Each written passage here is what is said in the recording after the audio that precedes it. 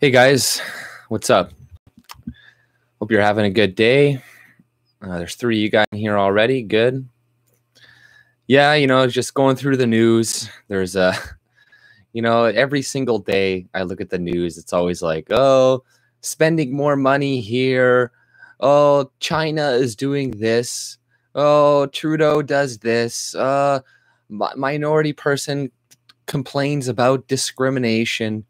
Every single fucking day, right? It gets a little bit old. And, like Trudeau, especially his liberal or the immigration minister, Ahmed Hussein, that guy cannot fucking stand. Same with Chrystia Freeland. It's like, when is she going to speak up and call out China for what the fuck they are doing on the world stage? That is ridiculous. Because if you haven't heard, we only ever heard about 3 people being detained in the media, but it turns out there's actually like 13 Canadians detained in China since December 1st. So it's like, why? How come she's willing to call out Saudi Arabia for somebody who's not even a Canadian citizen? Ruin our relations with them. Not that we need good relations with Saudi Arabia. We should be developing our own industries instead of buying their oil. But, you see what they do there.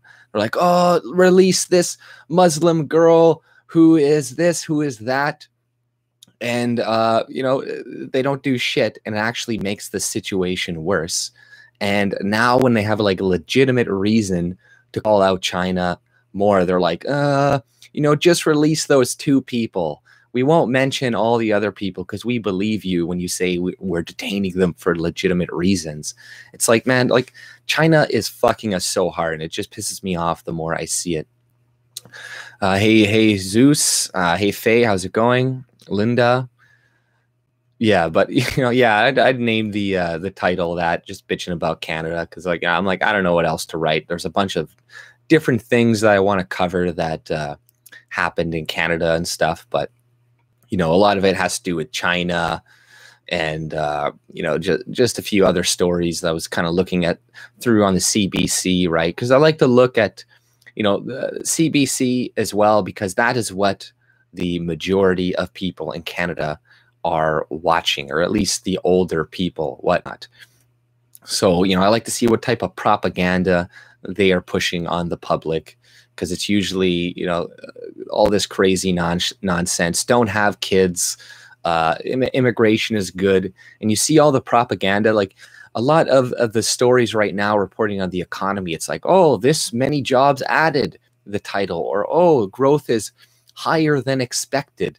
And it's like, not really. If you look at the actual growth numbers in Canada for jobs, it's all part-time jobs. We're losing full-time jobs rampantly, and we're just replacing them with part-time jobs that people are like, oh, see, look at, we got all these new jobs on the market.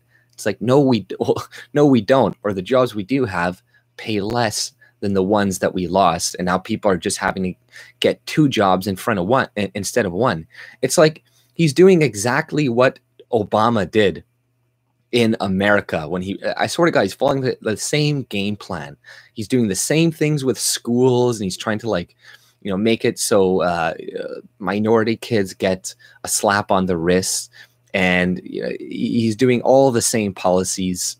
Now he's trying to implement carbon tax and all this crap. But I'll go through some of the stories that I saved on my other page here. But so I don't know what to check first, but this is what really fucking got me here. It's Veterans Affairs, and this is interesting, the way Globe, if the Conservatives cut something like this, it would be in the title.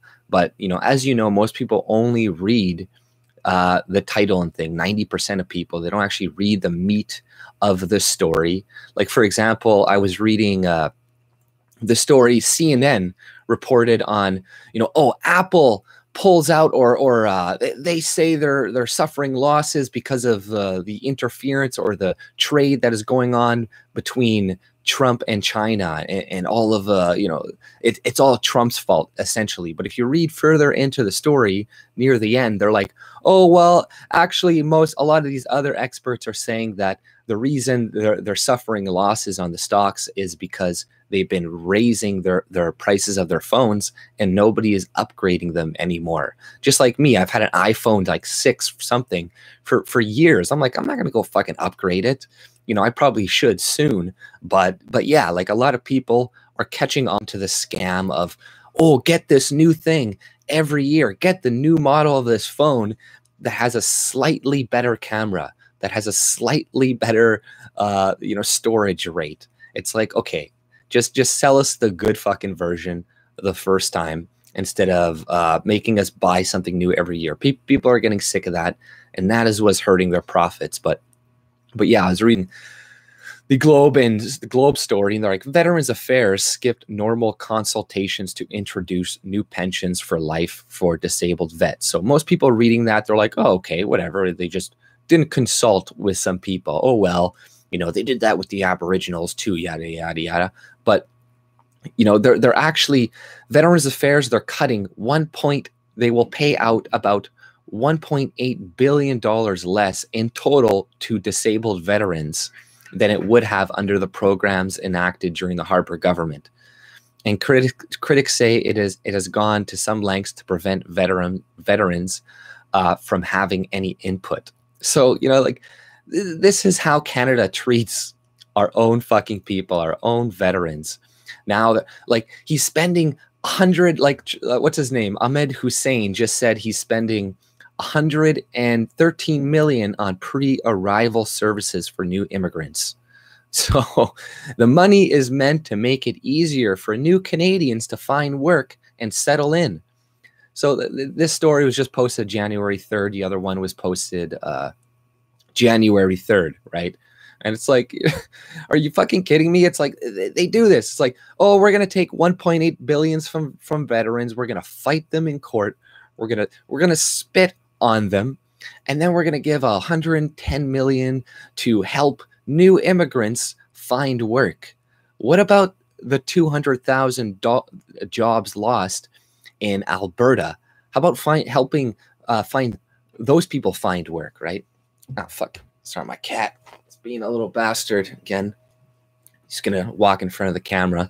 But it's like, why not help those people find jobs instead of helping new immigrants find jobs? Doesn't that make no fucking sense? It's like, okay, all these immigrants are going to bring us wealth and money and all this crap, but we need to spend 110 million, 120, all this other money to help them find jobs and settle. And this is just an extra 110 million that Ahmed Hussein promised to settle immigrants. That's on top of the money that is already allocated to help people, because there's already tons of money allocated. So I don't know how many hundreds and hundreds of millions of dollars, but hey guys, we know where to save money. Let's cut fucking pensions for veterans. Yeah, because there's all these people with no legs and a blown off arm, and are disabled for the rest of their fucking life because they put their life in danger for the government of Canada. And it's like, oh, there you go. That's how you get treated. Fuck you. That's how the government treats you. If you don't vote for the Liberals, this is what they do to you. Doesn't matter if you lose your legs and die. If you don't vote for them, that's where the cuts are gonna come. And then all the increases are gonna go towards the people who vote for them. So women and immigrants and poor people, right? And the poor, right? So it's like, they're going to do that unless it's, poor right-wing or conservatives in Alberta or some shit. But it's fucking ridiculous. Yeah, Alberta is getting really screwed over. Blue Apple, I'm pretty worried about them too, right? And it's just like, yeah, fucking Ahmed Hussein, 113 million. So it's like, the Trudeau government has announced 113 million in new money to improve new pre-arrival services for future immigrants to Canada. Immigration Minister Ahmed Hussein made the announcement this morning at Success Immigrant Settlement and Integration Program Office in Vancouver. He announced that a part of the funding of Success Program will receive 22 million. You know, I don't know. It's just more and more money. The federal Liberals set aside 875 million over 6 years to fund their multi-year immigration plan. So, you know, this is the goal in Canada. This is how we compete on the global scale, is just import massive amounts of fucking immigrants and, you know, listen to these people that are like, oh, we need cheap labor, these businesses and shit. And they're like, okay, we'll do it for you. Don't worry. We'll bring these in. We'll make the Canadians pay you people on top of it. You know, we'll get the Canadian citizens to subsidize this for you. So it's like, you know, they're fucking us so hard. And right in front of our faces, right in front of our faces. And, you know, there's another one, Immigration Canada preparing to launch revamped family reunification system. So now instead of like, I don't know, 17,000 people revamped, they're going to bring in 20,000 or 20,500 parents and grandparents. So how are these people going to fucking contribute to the economy? Well, we're just going to bring in 3,000-4,000 more dependents on people who are dependent. And, you know, it's like, what is that going to do? It's not going to do fucking anything. And now it's going to cost us more money. But once again, he's just bringing in liberal voters to vote for more and bigger government. So, you know, there's a few stories. But what was another one? Oh, yeah. So here's another thing. Canadian charity used donations to fund projects linked to Israeli military. So the JNF says it has since stopped the practice, with contravenes Canadian Tax Plus, right? So, you know, the funny thing is about this is, like, in the article, there's this guy, he said for like the past 40 years, he has been calling the CRA, complaining about this guy in Israel. So, and he's like, you know, these people are funding military roads. They're funding the expansion of Israel in fucking Palestine. You know, they're funding roads and all this other crap. And then they're like, oh, since 2016, we stopped because they alerted us that we're not allowed to do this.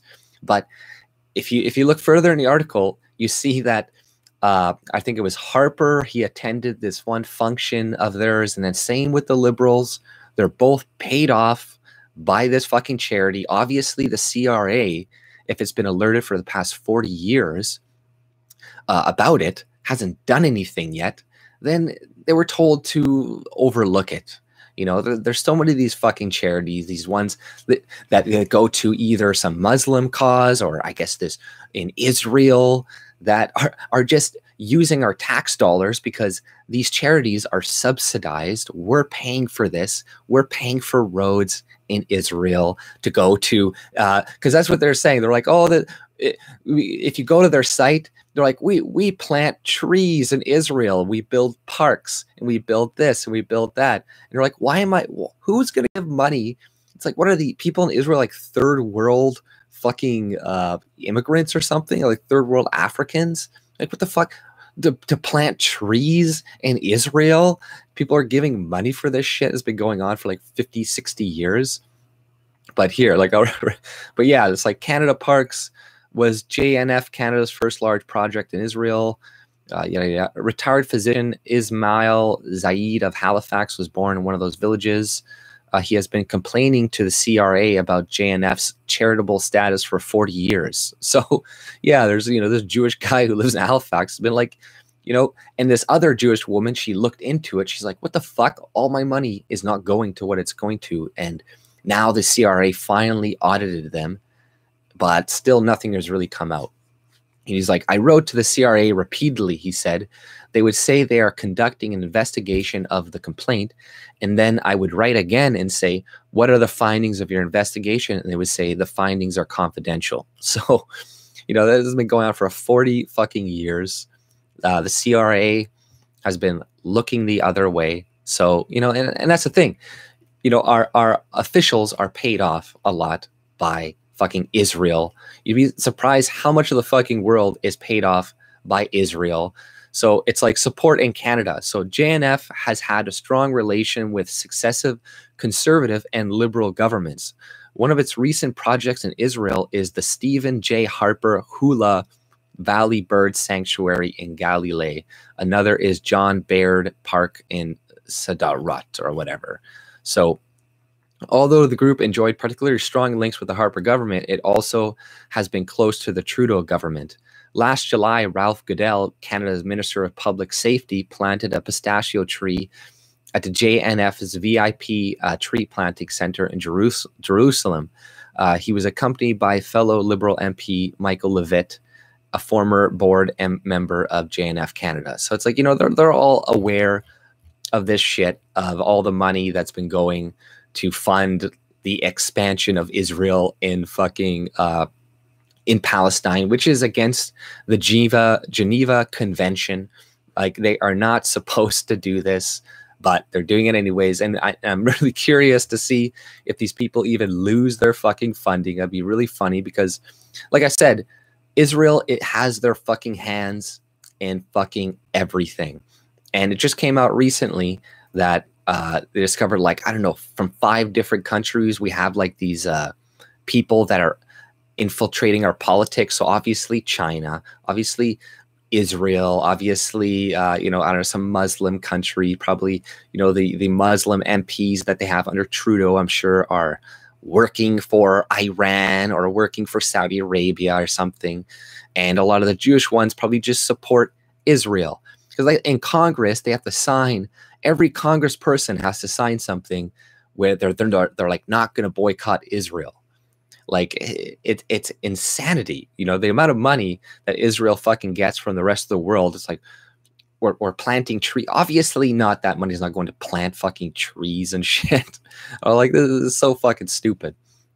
But you know, there's that's what your tax dollars are going to subsidize, right? You're going to subsidize that. And you know, speaking of fucking Israel, you know, there's China. Like I said, 13 Canadians detained in China since December in Canada. 13. How come the media has only been covering 2? They're like, oh, 2. There's only 2. And then there was another third one. But then they went back to only covering 2 because China came out. They're like, oh, well, we have legitimate reasons to cover to detain the other one. And Canada's like, okay, you're right. You're right. I believe you. But that's bullshit. There's 13 immediately December 2nd, right when we got that Huawei company, which has a massive amount of control in Canada.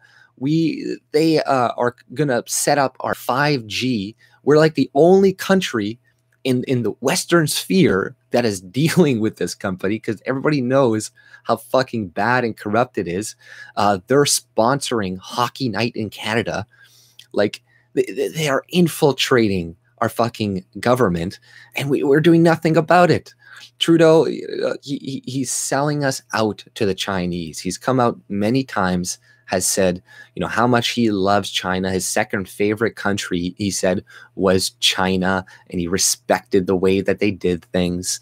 You know, Chrétien also was a massive supporter of China, and he went to go work for the Chinese shortly after being prime minister and stuff. So it's like, you know, they have been in our politics for a long fucking time. And, you know, it's no wonder why Vancouver is allowed to be ruined because of, you know, the triads that are funneling, that are money laundering with the housing in Vancouver. And nobody gives a shit. Nobody's doing anything. Because you know why? Like I said, there was like 5 or 6 people that the CSIS is investigating that have ties to foreign governments. Obviously, people in Vancouver, whoever's running in politics right now is probably Asian, is most likely fucking working with the Chinese government and is looking the other way with these other Chinese people so they can come in and do this and shit. And it's like our government and stuff is doing this too. But this is what you get with multiculturalism. You know, you get a bunch of different groups that come in. And what do you think? They're going to have allegiance to Canada? Do you think when people become a citizen, they're like, oh, fuck China, I hate China. I'm going to forego it for the rest of my life. No, that's not how people think. They have allegiance to their home country, to their homeland. So to completely ignore that is pretty fucking stupid. And then we're getting taken advantage of by spies. You know, it's really easy to get a spy, you know, in a multicultural type society, right? Because everybody is, you could be an Asian spy in our politics because we allow everybody in. But in China and stuff, you have to get somebody who is Chinese. You can't get like a white spy, a black spy, a fucking Hindu spy, because they're going to be like, we're not allowing you in government. We're not letting you do this because you're not one of our people. It's gonna be a lot harder to infiltrate the Chinese government as it is compared to our government. It's much easier to infiltrate our government. Like, this is the thing. People always like, China's so smart. They're so great. No, they aren't. All their advancements have come from stealing other people's fucking inventions, stealing Western fucking ideas, and like all of these spies are in like the technology field and all this crap, trying to get our fucking inventions and whatnot, patents, and they just steal other people's shit. The only reason China is better off too is because the British colonized it and went to Hong Kong and fucking made that place into a fucking massive economic hub that it is today. And then they took pretty much like it's more or less a part of China, but like, a lot of the reasons they have any of their wealth today is because of us, and we could easily cut it off. But Trudeau is a sellout to Canadians, and he is a puppet of China. Clearly, that's what he is. He's a puppet of China and maybe anybody else who's willing to pay him enough. But this the country has always seemed to have admired, and he just lets them do whatever the fuck he wants. And we should be partnering with America, standing up to China. And it's like, man, if we just did that, probably Trump would remove his tariffs. The only reason he has metal tariffs on steel tariffs on us to begin with is because we are using a loophole, the NAFTA loophole, to get fucking steel from China, repackage it as Canadian steel, and sell it at a higher price to NAFTA partners. Because between NAFTA partners, they have a certain price of steel that they could sell, but it has to be steel that is created within those 3 countries. It can't be shipped from China, cheaper steel, repackaged, then resold. So it's like, and Trump was saying about the trade and all that stuff, that's a national security issue with Canada. And it's like, yeah, it definitely is. We are like, there's so much shit that does put other people's markets at stake, because we just allow people to come in and manipulate the fuck out of our markets. There's something like in Australia, they coined a certain term, the Vancouver economy something, like the thing that is happening in Vancouver is so fucking unique that people have like a word for it, right? And it's like other countries like trying to prevent it within their own countries. They look at Canada and they're like, okay, let's not do what they're doing, especially not fucking Trudeau. Like it's I think he's going to turn people against him. Like the way he is doing things right now, like just how he's just going full speed ahead. I think he is going to alienate a lot of people. And when these taxes set in, I don't know. I think people are going to revolt. I think a lot of people are going to be like, no, fuck this. So if anybody's got any questions, put AJ Elicits in the chat, because I might probably obviously gonna miss it. But hi AJ, things are crazy wild here today. Trump's driving his enemies insane. Yeah, what is Trump up to right now? Again, I forget all that stuff with the government shutdown right now and the wall. Because the Democrats, they're never going to agree to a wall, though. That's the thing. So it's like, I don't know what the fuck is gonna happen with that. Hopefully you can get something, but we'll see. I don't know. Let's see here. Oh yeah, there was another story here. Distracted driving law could target minorities, advocates warn. So here's more, identity politics. And it's like, tougher penalties for texting and driving came into effect January 1st.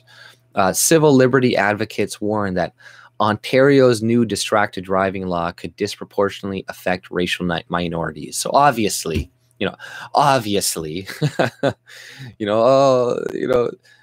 Doug Ford's Ontario, he's targeting racial minorities now because of texting while driving laws. Like, the implication here essentially is that, in the article, that cops are going to use this as an excuse to pull over Black and other minority people to, harass them and all this other crap. But, if they're, and that's just going to be a use to cover up if they are apprehended more by police. And it's like, man, what the fuck? It's like, you invent like a common sense law. They're like, no, this is going to be discriminatory towards Black people. It's like, I see Canada moving towards what America is like right now, with just the massive amount of identity politics played. Like, I keep seeing these Black people in Canadian media. They're like, oh, the Black man gets put down here in Canada, driving while Black and this and that while Black. Well, like, man, you're in Canada. What the fuck are you talking about?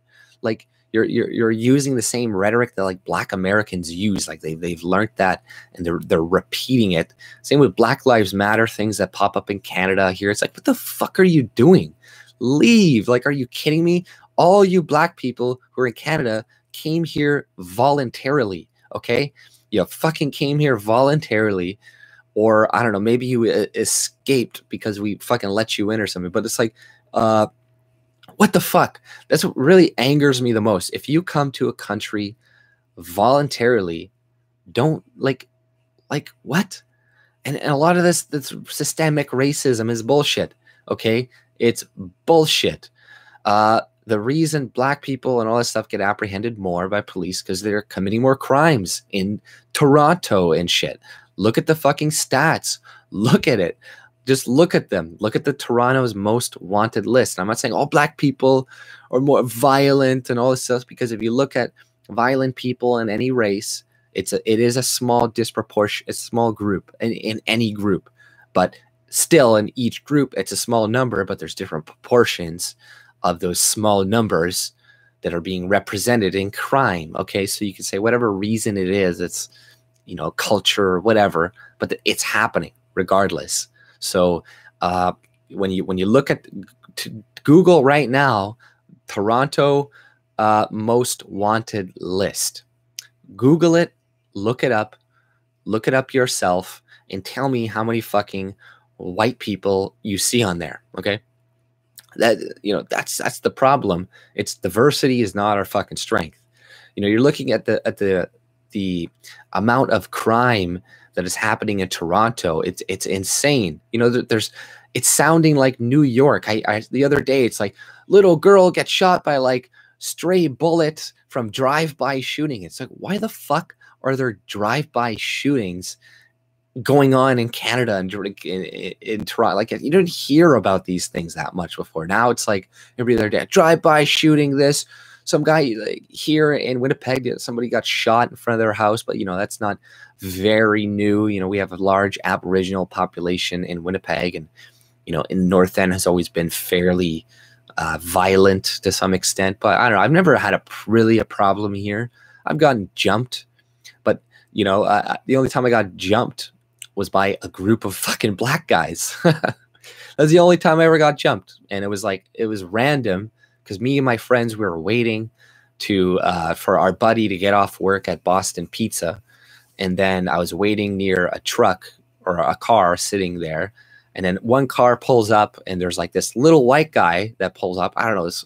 And then he's with this girl and a Black guy. And then they're like, where's Drake? Where's Drake? Where's this guy? We're like, who the fuck is Drake?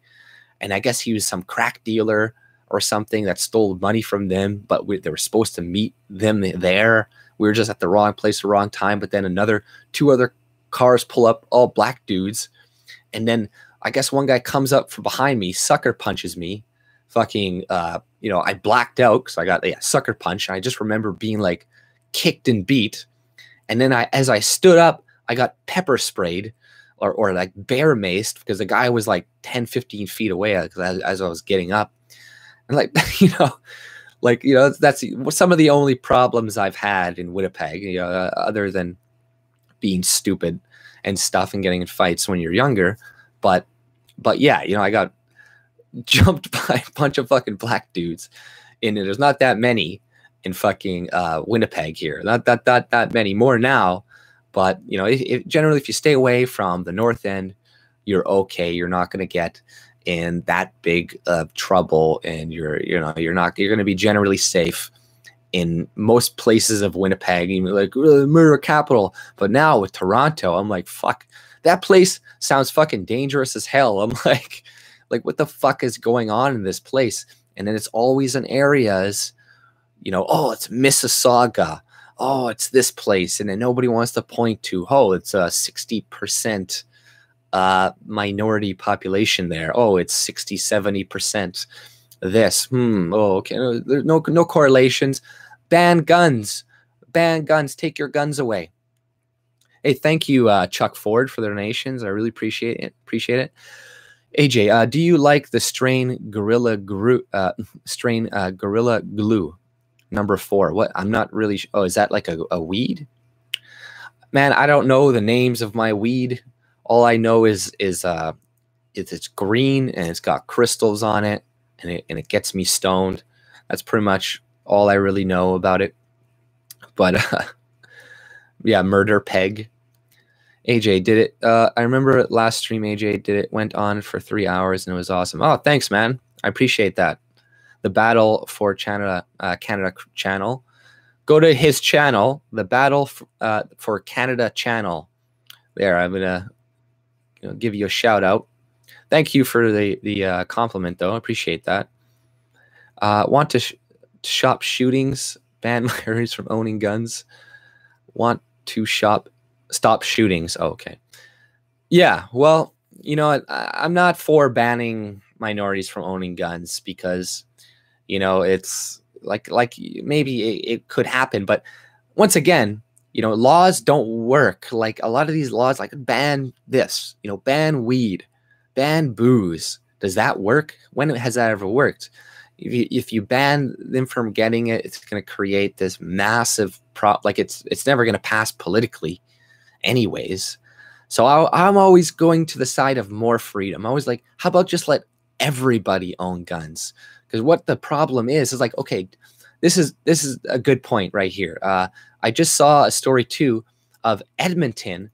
There's a pedophile being let loose in Edmonton, and the police are like, this guy, a convicted sexually violent offender, released, living in Edmonton, warned city police. And they're like, this guy has a very high likelihood of reoffending. And they only say he's going in the Edmonton area because of privacy issues. They can't give you his fucking actual address. But see here, I'll release right here. They're releasing a pedophile in Edmonton right now. And you know what would help people is letting them carry fucking guns. You know, this is the problem. Like, we need more freedom instead of like being like, okay, we just got to get the guns off the streets and get the guns out of criminals' hands, and you know, we'll be good. That won't work. Like, it's going to be very fucking difficult, you know, like maybe if you're a fucking island nation like Japan or something, then it'd be a lot easier. But we're also connected to America, huge, massive, unguarded border. So it's going to be, you're never going to get rid of fucking guns out of criminals' hands, out of minorities' hands. And, you know, I wouldn't be for that anyways, because being a minority doesn't mean you're not allowed rights, doesn't mean you're not allowed to own, to protect yourself. You know, you didn't aggress upon me because of your color of your skin. You still have the right to defend yourself. I want a minority woman, black woman, to have the right to own a gun in the fucking ghetto so she can defend herself. If people were allowed to have guns, you know, and were allowed to, you know, to defend themselves more, and weren't like prosecuted like they were in the UK, then you'd see crime probably go down because, you know, people would be shot. You'd be shot in your fucking face if you go and you try to beat and kill like that old white woman that died by that Muslim dude in that story I covered the other day. Maybe if she had a fucking gun before that guy came, she would have fucking shot him in the face and he would have deserved to die. Okay? You know, that's what you get. And first of all, these fucking pedophiles that release, why are they even released? They need to be either chemically castrated, killed, or put away for life. Like, I don't understand. Thank you, Rainy Steps. Thanks. You donate every time, man. I really appreciate all of your donations. That, you know, thank you so much. But did you cover the beheadings, girls in Morocco? I covered it in one of my streams a little bit, but yeah, I saw the fucking video of the beheading as well, and it's pretty fucking gruesome. But, you know, and apparently they're going to give you like 4 or 5 years in prison in Sweden if you share the video to people. Why? How come we can see Syrian kids that are gassed and are choking up fucking blood and mucus? How come we can see a little Syrian boy drowning on a fucking ocean with his face that was placed there for us anyways? How come we can see all these things? How come the media shows these pictures everywhere? But a fucking white girl, 2 white girls get raped by Muslims and not a fucking peep. Oh, if you share this, you're going to prison. Why? You know what? There was a bunch of liberals just the other day, a couple weeks ago in America, that were showing pictures of, you know, a doctor came out with blood all over his face. And he's like, this is the result of gun violence in America. When is Trump going to make gun laws to stop killing in America? This is the result. And all these liberals like, this is great. You know, we're seeing the true impact of gun violence. And maybe this will wake up these dumb conservatives who are like, oh, don't take away my gun. You know, maybe this will wake them up. But when it's these girls here, all these brutal deaths in like South Africa or whatever, no, hide that shit. Don't show it. You'll go to prison. It's obvious why they do it, though. It's obvious because they don't want people to see it, feel empathy for it, and feel distrust for the people they're importing into our countries en masse. And yeah, you shouldn't distrust every person and shit, but we should be aware of the fucking dangers. We should be aware of the dangers of bringing in cultures that are not compatible to our own cultures and what that will eventually lead to, like the Islamic Party of Ontario. Like, you know, some people got my video wrong, and I'm like, I'm not saying it's a good thing that they exist. I meant like it's a good thing for now.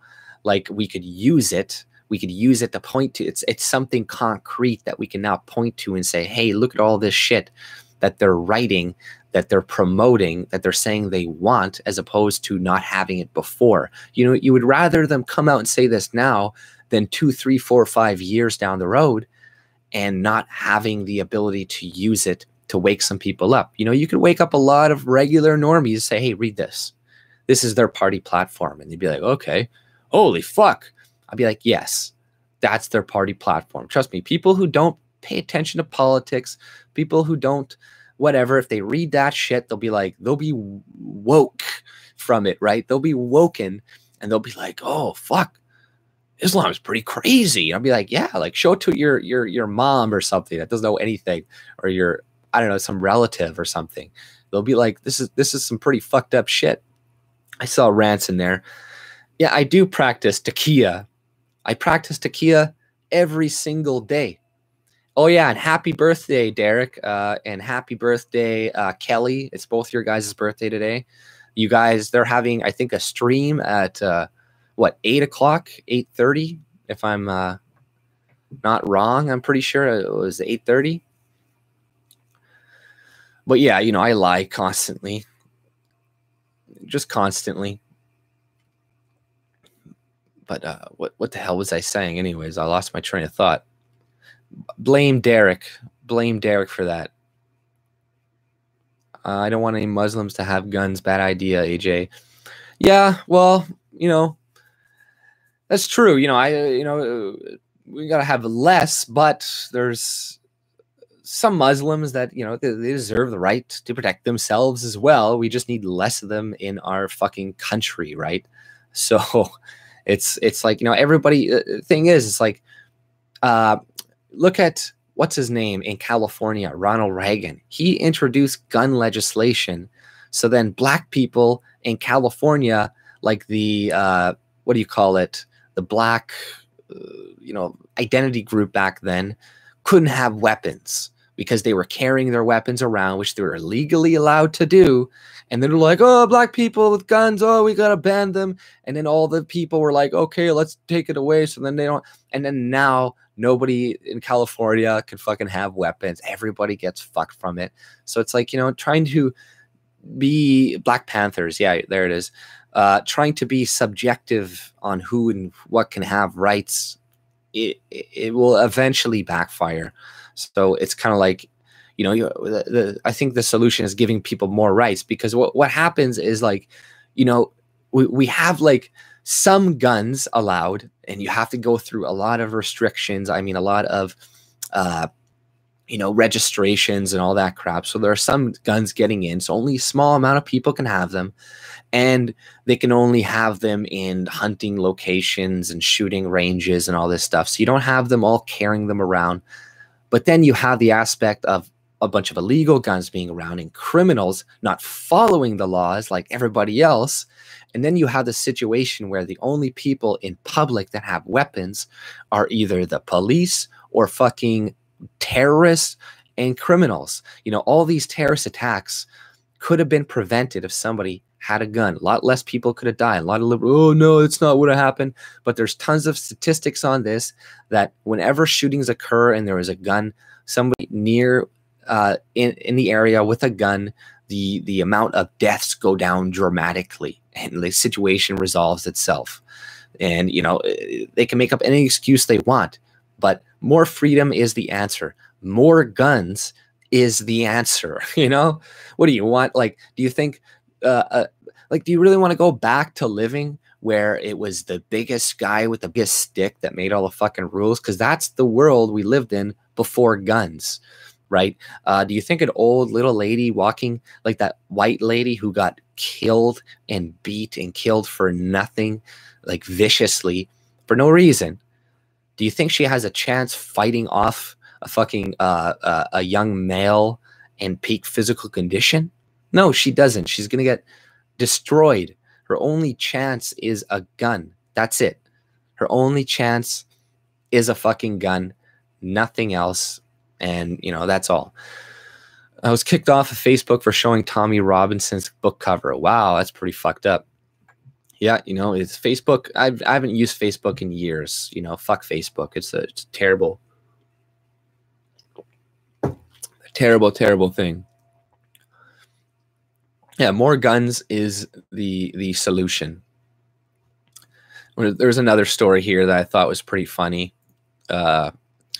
This girl complaining about her name, and this one kind of resonated with me because I have a hard name to pronounce as well, and but I don't make it into like a race baity fucking issue and be like, oh, but people can't pronounce my name, so it's because of fucking history, culture, and you know, blah blah blah blah blah. And you're like, oh, it's like, shut the fuck up, Jesus Christ. You know what? Like, I grew up, yeah, with like my name. You know, I use AJ Elicits here, but my real name is Aimee, and you know, it's French, right? And a lot of people, like this girl's complaining, her name is like Rahi Singh or something. And my name's just 2 syllables, Aimee. And trust me, I've had tons of fucking difficulty growing up being like, you know, somebody, I say my name and they're like, me.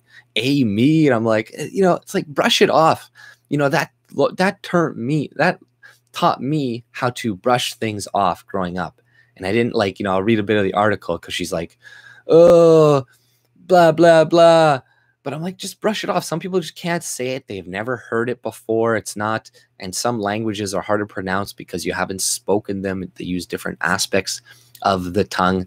It's AIME, with an accent aigu with an on the E, right? So it makes the A sound like aimer. But yeah, like that. And I'm French and I'm in Canada, and I've always mispronounced my name, but like, I'm like, oh, being a minority woman and all, I'd never challenge people on this. Well, I'll read a little bit of the story because it's pretty fucking stupid. And it's like every issue, these people can just make it into something. So here's how to pronounce my name and why it matters to me. And it's like, oh my fucking Lord. Raiza Patel hears people mispronounce her name every day, but doesn't always correct them. You know, it's like, then she's like, oh, 2014 in a lifestyle magazine, made me rethink my identity. An interview with Orange is the New Black. You know, some girl, I don't know, said like, she wanted her mom to change her name. Right? I guess I'll fucking read it because it's hard to summarize it, but sorry.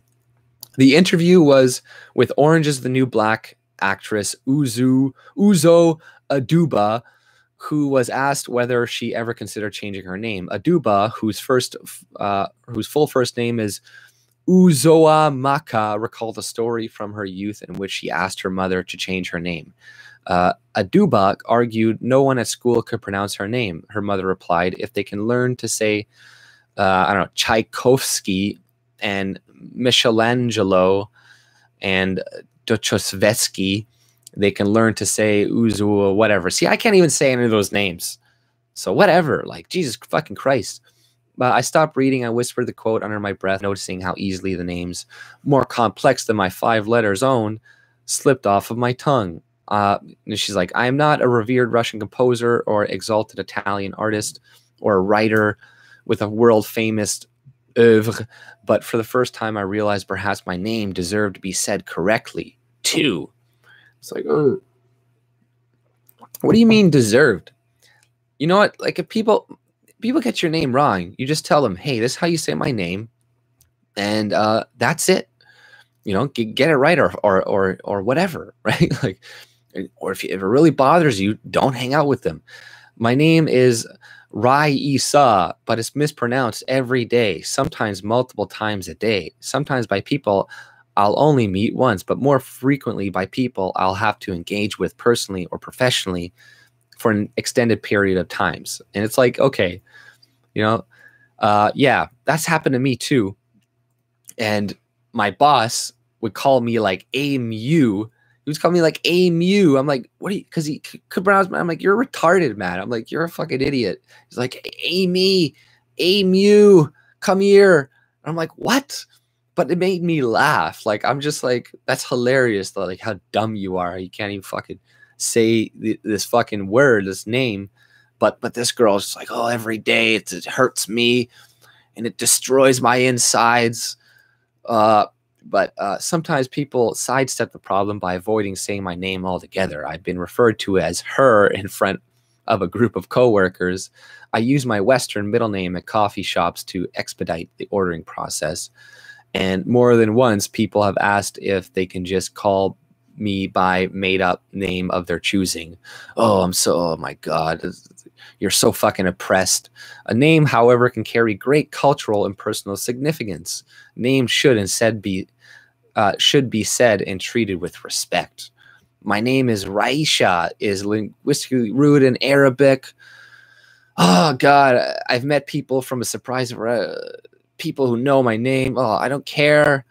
My name, grandmother, they can both pronounce it. My rest of my family can't. Blah. You know, where's her fucking identity politics here? Sometimes it rubs off on my parents. I find myself in a bizarre position reminding them how to say the name they so thoughtfully selected. So yeah, that's pretty fucked up. Your parents can't even say your fucking name. That's kind of funny. Like, you know, this story just sounds like your parents kind of fucked up your name. You know, if they can't even say and pronounce your name correctly, like, this isn't like, at least my mom and they can say my name correctly, but her parents can't. So that is, you know, why is this a story though? It's like, you know, write a story about how your fucking mom and your dad can't pronounce your name because, hey, well, they're ethnic They fucking named you, but watch, I'll tie it into identity politics here somewhere. It may seem trivial to complain about the way you pronounce, way your name's pronounced, which is why I don't correct every offender. When you're a woman of color who has learned to be grateful for her place in the world, the last thing you want to do is to challenge a person of authority about something as simple as a name. So you're afraid to challenge your parents or your work. Like, you know, nobody's going to get mad at you for correcting them if you say your name wrong. Nobody's going to get mad at you if you're like, oh, hey, Luke, how's it going? Nobody's going to get mad at you if you say, you know, like I said, my boss who called me Amu. I'll be like, man, it's May. It's fucking May, man. What is so fucking hard to say about that? But it's like, and then other people, Amy. And I'm just like, I just look at them, just laugh. But you know what? I'm not going to go and write a whole fucking story about it and being French, you know, surrounded by the fucking English is so hard. And it's just, my soul, it ruins it. It destroys me. Being a minority, you know, being a French minority, I don't challenge the authority of people. But names aren't simple, and mispronouncing them can have serious repercussions. Over the years, academic journals have published research on the impact name mispronunciations could have in schools, hospitals, and in workplace. Okay, like, it was annoying. Don't get me wrong. Like, whenever I'd have my name on a sheet, you know, whenever there'd be a new teacher come in, a substitute, everybody would look at me because they know, because it was spelt wrong on the sheet, right? It didn't have the accent on it. So they would always mispronounce it. And all the kids would, you said Amy. And I'd be like, okay, you know, like, it was, when you're a little kid, it gets you mad. But if you grow up and you learn, you're like, oh, okay. You brush it off. And it's like, you know, she goes later on in the article, she's like, oh, I went by my middle name sometimes, and I went by my this name. And the only time I've ever gone by AJ Elicits is for this channel, because, you know, I'm not going to go by Amy or whatever. Because it's just not, you know, people will always mispronounce it, because I can't really write the accent aigu on there. But in all life, I've always said Amy. I've never went by my middle name, Joseph. You know, I've never went by that, or Joe, because I'm like, no, you're either going to say my name or you don't, you know. But if you're going to call me by something, it's going to be my fucking name. And I was never cucky enough to be like some of these people that are, oh, just change it. Well, it doesn't mean you're a cuck or whatever, but it's just like, you know, I don't care. You know, I want people to say it, but I'm not also going to like be a whiny little bitch like this person.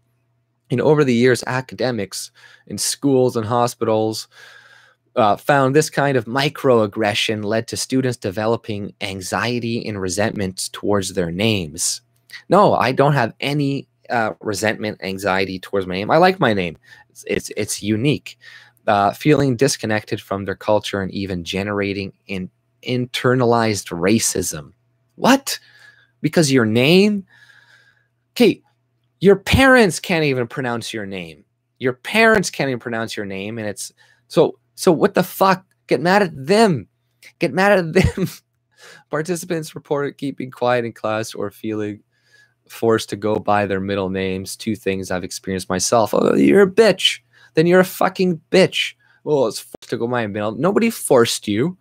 Nobody forced you to do anything. You did it yourself, because you're like, you didn't want to stand behind your fucking name. You know, tough. Sorry you were shy or something. As a child, I never dared to correct my teachers and went by names unrecognizable from my own, sometimes for years. What the hell is wrong with you? Like, now, adult, I'm more sympathetic. I've heard information that flits in and out of my head at alarming speed. I certainly can't pronounce every name I see written on a piece of paper, but I make it a point to pay attention, ask questions, and try. 6 weeks after my birth, my mother says she has heard a stranger doctor call my name. I don't know. It goes on, you know, some stupid bullshit. You know, say my name right. Say my name right, because internalized racism and you know, this is not fair.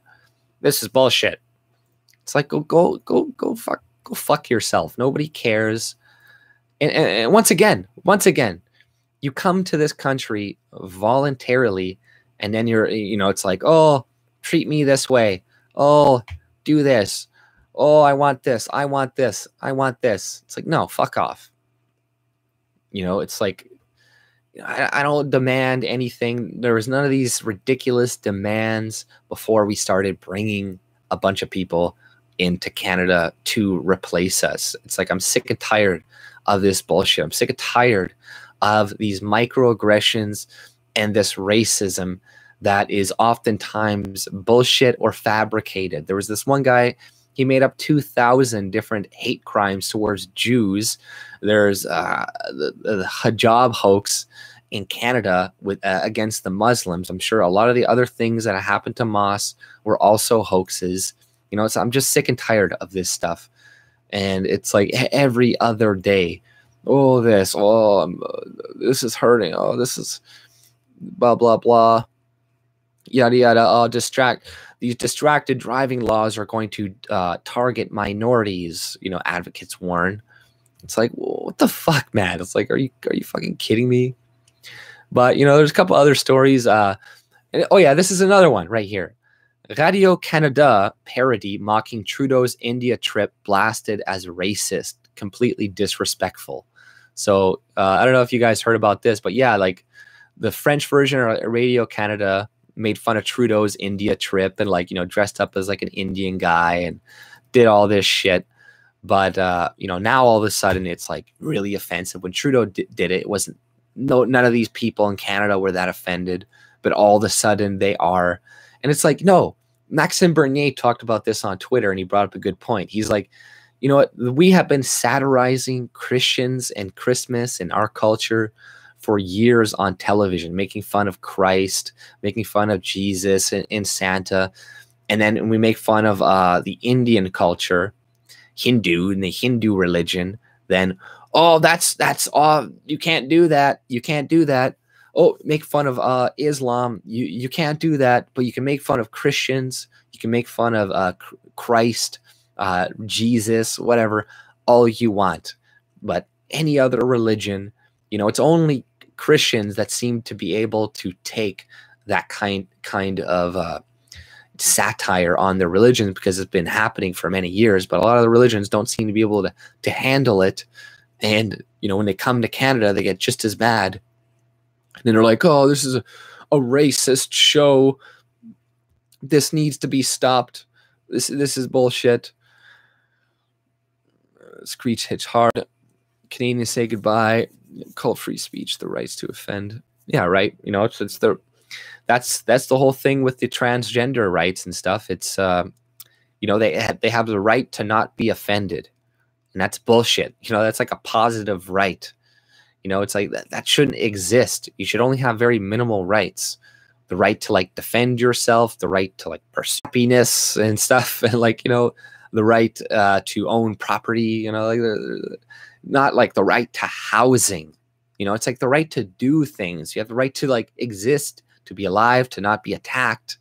But like, unless you're attacking other people, you don't have a right not to be attacked, because if you're you know, violently attacking somebody else, then what? If they attack you, you go to court and then they don't get charged or something? Like, no.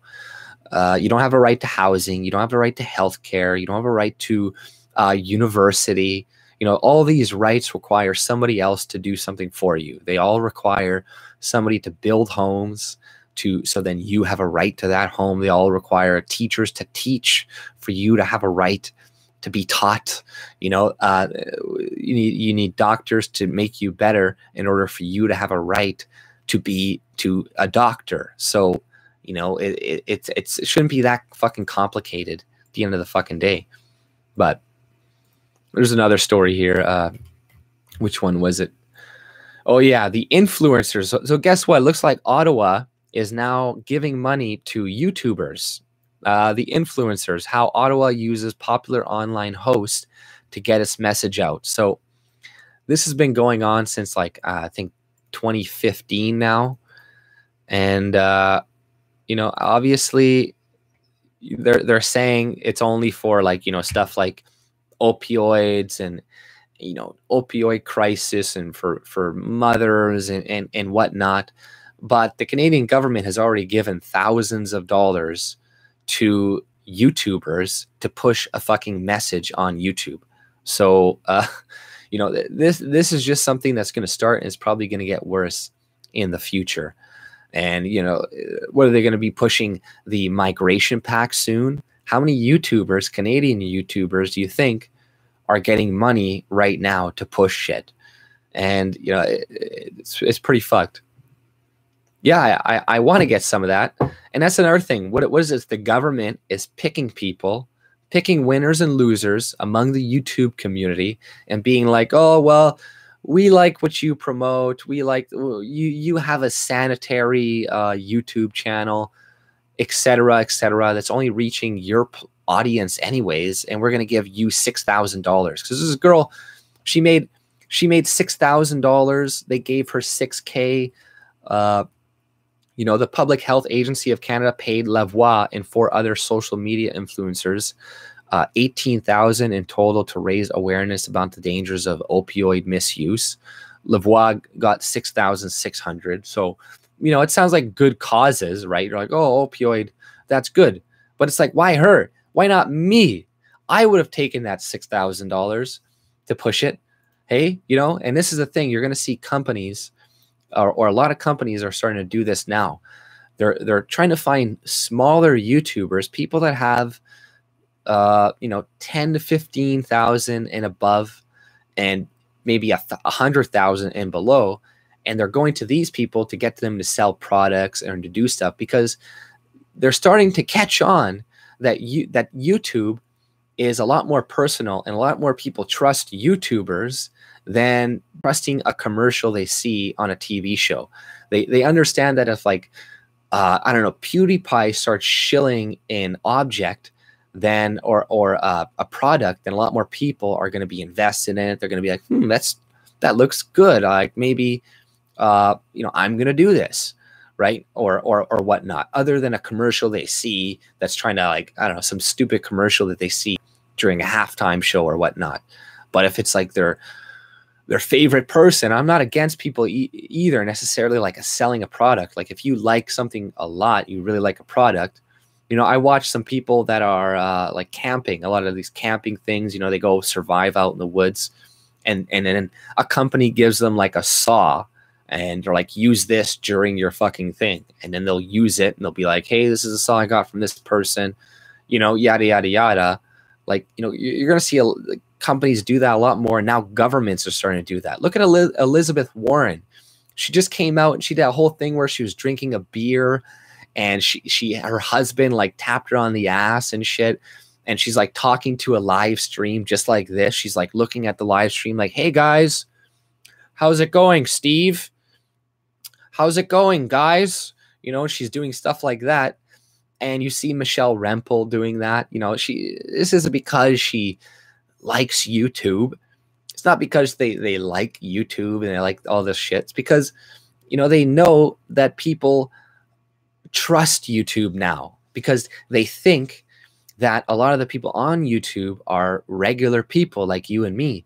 But more and more, we're going to start to see a lot of people that are pretending to be regular people, that are pretending to sit in their house and to, you know, say this or that, but they're really paid entirely by the government, by a social media or a company to sell a product or whatever. You know, that's all Instagram and all this stuff is nowadays. It's just to sell products.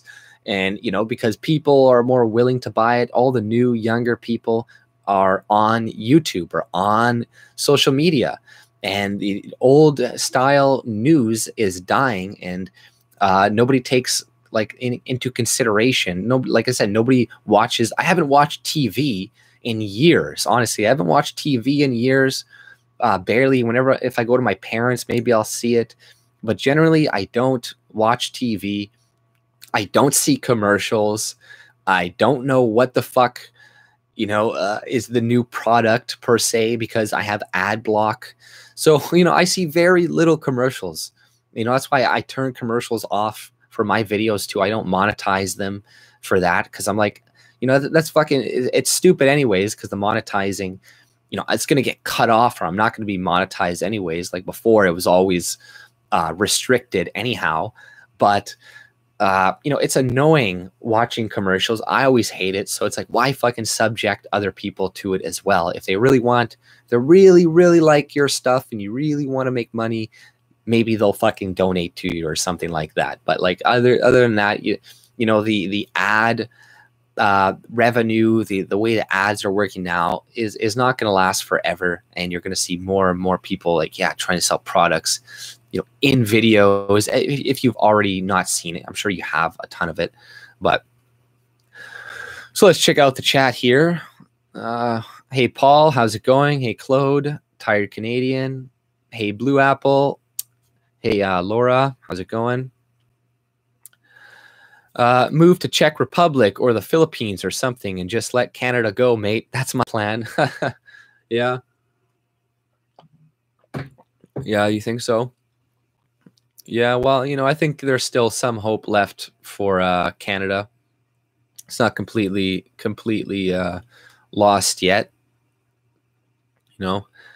Maybe in a few years, if it keeps going in this direction, I'll consider it. I'll just go to move one of those really poor countries, save up a lot of money, and then I'll live like a king in the Philippines or something. I don't know, or Taiwan, or not Taiwan, because Taiwan is also going to get like taken over by China soon. And that's another thing. How come Trudeau isn't calling out Taiwan, or I mean China, for trying to take over Taiwan? They're like, anybody who interferes with us, we're going to use military force with our peaceful reunification with Taiwan. But Taiwan's like, no, we don't want to unify with you. We are separate. But they're like, China's like, no, it's inevitable. But so like, wow, how come Chrystia Freeland, all these people, they're not calling out fucking China? Why is nobody calling out China? Because they're globalist fucking shills that are selling us out. They're selling the Canadian people out, and they just don't give two fucking shits. That's the gist of it, honestly. Let's see here. Look at my saved stuff here. But, I like what Maxime Bernier is saying on Twitter lately, too. He's saying a lot of good stuff. He's bringing up, he keeps hitting on immigration, and that's what I like. He keeps hitting on immigration. He was talking about the birthright citizenship and how, that is bullshit. He's talking about, that recent thing with the Islamic Party of Ontario. Is bring up all these things that the Conservatives are not even willing to touch whatsoever.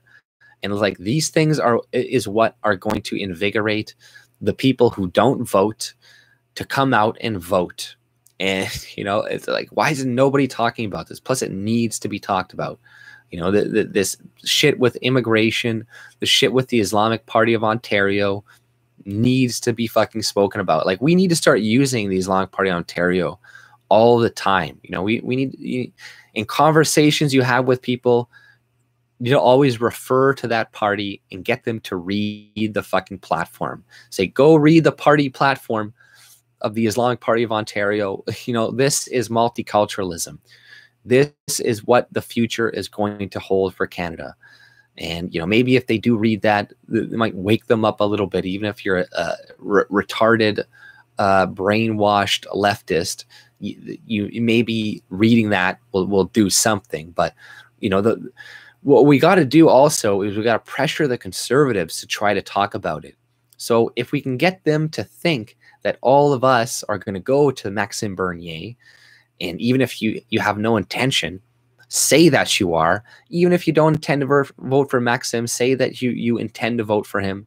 If you don't speak about the Islamic Party of Ontario and you don't bring up, a couple of these subjects because about immigration and reducing it, because the Conservatives are cucks, and if they think they're going to lose support and enough support, then they'll start talking about it. Just like they started talking about the Migration Pact when it was way too fucking late to talk about it.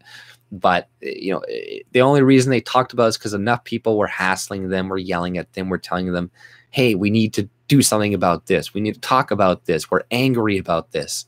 So that seems to be one of the only ways that we can maybe at least get this on the radar of people's minds, you know, like the immigration, the fucking Islamic Party of Ontario, because, yeah, they're not mentioning it whatsoever. Yeah. Well, you know, if the Conservatives get, you know, a minority and Max gets some kind of sway in the party, like, you know, some types of seats to, like, you know, that they may need to vote for certain things, and that I think would be a good outcome for this year, right? But nonetheless, I'm still going to be pushing for it because, you know, it's just, we got to make the Conservatives fear.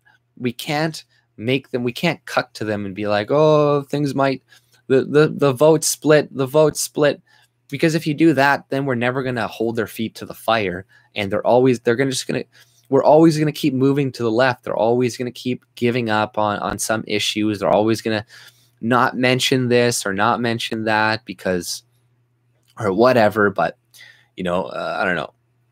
Too bad that on these polls, on some of the major issues for people, none of the major issues for them was immigration. And this is why the Conservatives are practically not talking about it, because remember the video I did the other day, or if you watched it, the majority of people right now are worried about the economy and climate change. So, you know, Trudeau is pandering to the women and everybody else on climate change, and the Conservatives are pandering for the economy, and, you know, as you should be. But, you know, that is the difference right now. And nobody's top priority seems to be immigration in Canada, but it should be. Immigration should be our top priority, but it isn't. And, you know, I think Canadians are going to wake up a little bit too fucking late until their country is completely changed for them to be able to do anything about it, because by then they won't have enough of a voting bloc to vote things back to the way that they were. You know, the Islamic Party of Ontario is going to get more and more power over time.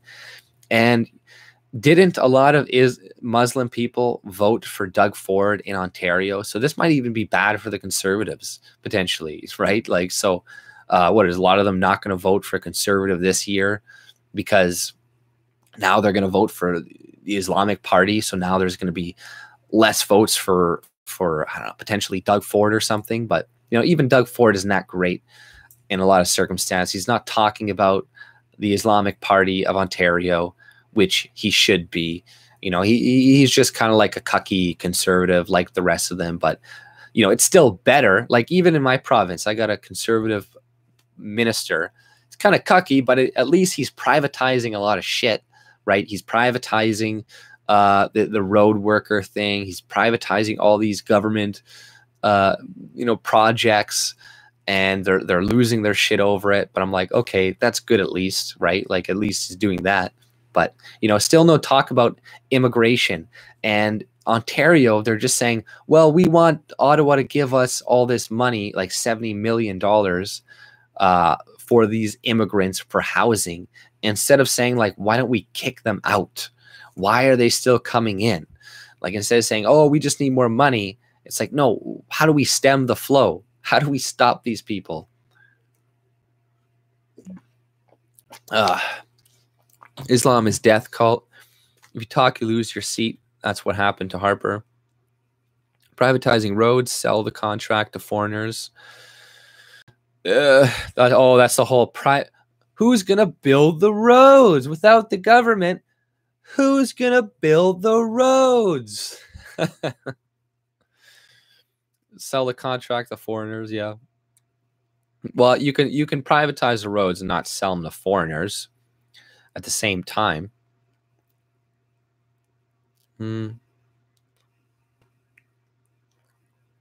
Yeah, Islam is in power quite a bit right now. This can't stop the flow. That's a federal thing, which is why we should be low key about the Islamic situation. Wait, sorry, I missed that. I read 2 comments together. Slavery McSlaverson, the provinces can't stop the flow. That's why that's a federal thing, which is why we should reduce federal power ASAP. Right. I'm for reducing federal power and giving more power to the provinces, definitely. But it's like, they're asking for money, and that's good, I guess. But I mean, like, they should. The thing is like, we need people to speak about things. And that's the problem. Nobody's speaking about things, because if the public isn't really it's not gonna be on their minds if it's not being spoken about by some politicians as well. So at least they should say, like, Doug Ford during a meeting or whatever, be like, no, we want all these people out of Canada. We don't want to pay for them. We want them gone. We don't want any more of these people in Canada coming to Canada, because they're all here illegally. Okay, they all came into the country illegally, and of the 50% of the people that were not even approved, only 1% of them have been removed. So it's like, why have they not been removed? Instead of being like, wow, we need more money to pay for this. No, why are they not being removed? Just keep asking that question, and then they can do it federally, but the pressure needs to be put on them by these provinces. But they're not, and it's kind of frustrating. You gotta understand, though, Doug Ford must feel that he has to be low key. Yeah, right. He might feel that way, right? But still a little disappointing when I see that. But it's just hypocritical. McKenna is always crying to cut back the carbon emissions, and Hussein is bragging about how many people he's bringing in. And, that's the funny thing too. It's like, we're bringing all these people in from low carbon emission places, right, where they're using no carbon, barely, or very little, and now we're bringing them into Canada to be first world citizens in a really cold climate where we need to use more carbon emissions to live. So, it's so funny too, because like increasing the populations in northern cold climates is going to be horrible for the climate, because like I said, we use way more fucking energy just because we live in winter in cold climates that we need to heat our homes. So bringing a bunch of immigrants, is just going to be, or refugees, and letting these people cross over, it's just going to increase our carbon consumption, not decrease it. But they're fucking retards.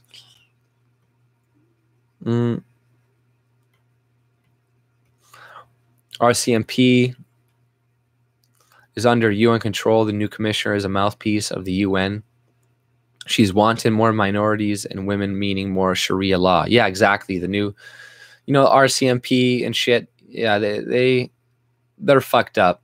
And there was the CSIS as well, that was trying to get some Canadians to commit an Islamic attack, or they pretty much got them to do it, like led them into it. Here's the bomb, here's how you make it. And our officials do this all the time. I remember reading up in the FBI, they do this all the time.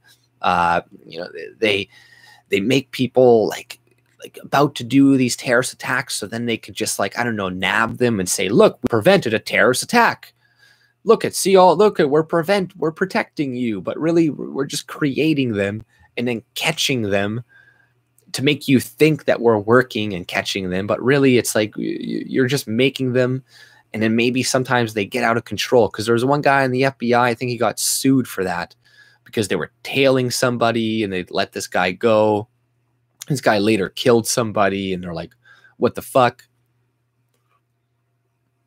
Yeah, there's lots of moonshine in my mason jar, that's for sure.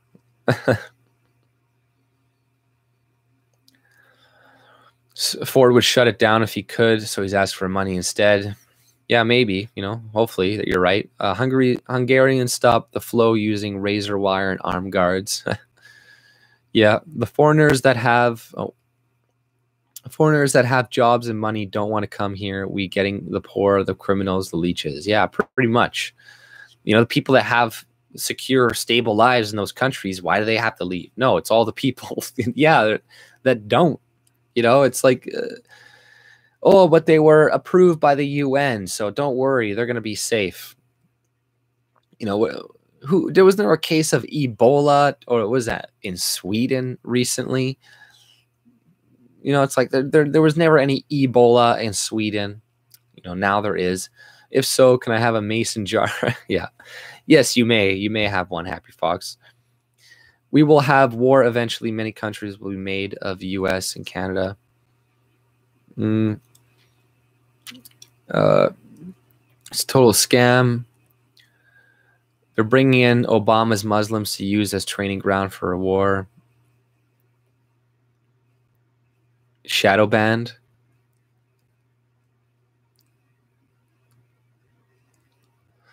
Yeah, no. Well, like you said, Trudeau is increasing his family reunification thing by, I don't know, 20, 30, or I mean, 5, 10,000 or something, or like 5,000 people. So it's Immigration Canada preparing to launch revamped family reunification system. Lottery system being scrapped in favor of return to quotas. So now we're going to have quotas again. And, you know, this girl, she's like a young mother, now Canadian citizen and federal government employee in Ottawa. What the fuck? It's like a young mother, now a Canadian citizen and a federal government employee in Ottawa. This is what happens. You know, this is why I hate the government, and it grows, because all the government does is it hires women and minority women and immigrants that haven't been in the country for very long. Like, how the fuck is Ahmed Hussein our immigration minister and in charge of that shit? How is that possible? He's a fucking refugee from Somalia. We have all these foreigners in our fucking government. And it's like, if you're a woman and you're a minority and you're an immigrant and you want to work for the government, you got like first fucking picks, which is crazy because government jobs are great. They give you lots of money, you know, good benefits. And then all of these people that are never put into the system whatsoever get first pick, and then you have that, and then you have also all the money that Ahmed Hussein is putting into helping them find jobs and making it easier to find jobs. It's just insane. It's like the young mother, now Canadian citizen, submit an immigration sponsorship application 2011. The responses came in one rejection letter after another. You know, she since 2011 she's been rejected. You know, but now the family reunification system that frustrated her for years is being blown up by Ottawa. The Trudeau government announced in August that it would be dropping a contentious lottery system in favor of quotas and admit up to 20,000 parents and grandparents in 2019, up from 17,000 in 2017. So, you know, he's just going to keep increasing the quota system and more and more and more. And all these people are going to be burdens on the Canadian society. They're going to cost us money. How is bringing in parents and grandparents going to do anything for us? How is it going to help us? Obviously, it isn't. But you know that they're selling us out. They are selling us out. They want us gone. They want Canadians replaced. That's what I see all the time. All I see is Trudeau giving money overseas to all these things and then taking $1.8 billion away from veterans, you know, to save money. And, you know, it's like, what the fuck is going on in Canada? Claude, this is from Claude 1789. Do you think it is possible that Trudeau spends so little on Canadian military to then justify inviting UN army? That's a good point. You know, like, I don't know. That could be something, but you know, what happened with the Canadian military? He's fought them in court so far. He made all of the old people, all these retired military people, give like their vests or like their sleeping bags because there was like a shortage on them. We're buying all of these old jets that nobody wants. Like, what the fuck is he doing to our military? Like, I'm not even jingoistic. I'm not even like a huge military person, but it's like, okay, all these people sacrificed, you know, some of the people sacrificed their lives. their limbs. They have PTSD. They're suffering. And then Trudeau is fighting them in court. He's giving them $1.8 billion less a year. And I think it seems like it's on purpose. It seems like he's purposely slapping us in the face and just doing this. Like, it's like he just doesn't care or something. And he's like, well, okay, well, the same day I do this, I'm going to announce like an extra $1 billion in spending towards this, or towards this stupid project, or towards women in I don't know, Afghanistan or something. Oh, the same very day, you know, they take money from veterans. They announce hundreds of $millions in spending towards all these new things, right? And it's like the new tax bills. They're like, oh, we're helping small businesses. And it's like, no, it doesn't. It doesn't help small businesses. It's like, you know, they start taxing, you know, I don't know, like $500,000. They start taxing you way more because they're like, if you make gross $500,000, you're now like a big company, corporation. It's like, no, lots of small businesses, small, medium, don't make that. Like $500,000 gross is not that much money. And, you know, he's just going to destroy our small business in Canada. Like, what the fuck is he doing? Like, it's like he's deliberately trying to destroy us. And, you know, the wage growth in Canada too is like at below inflation. Our wage growth is below inflation. All we keep hearing from the CBC propaganda network is, oh, jobs. Oh, the unemployment rate is at a historic lows.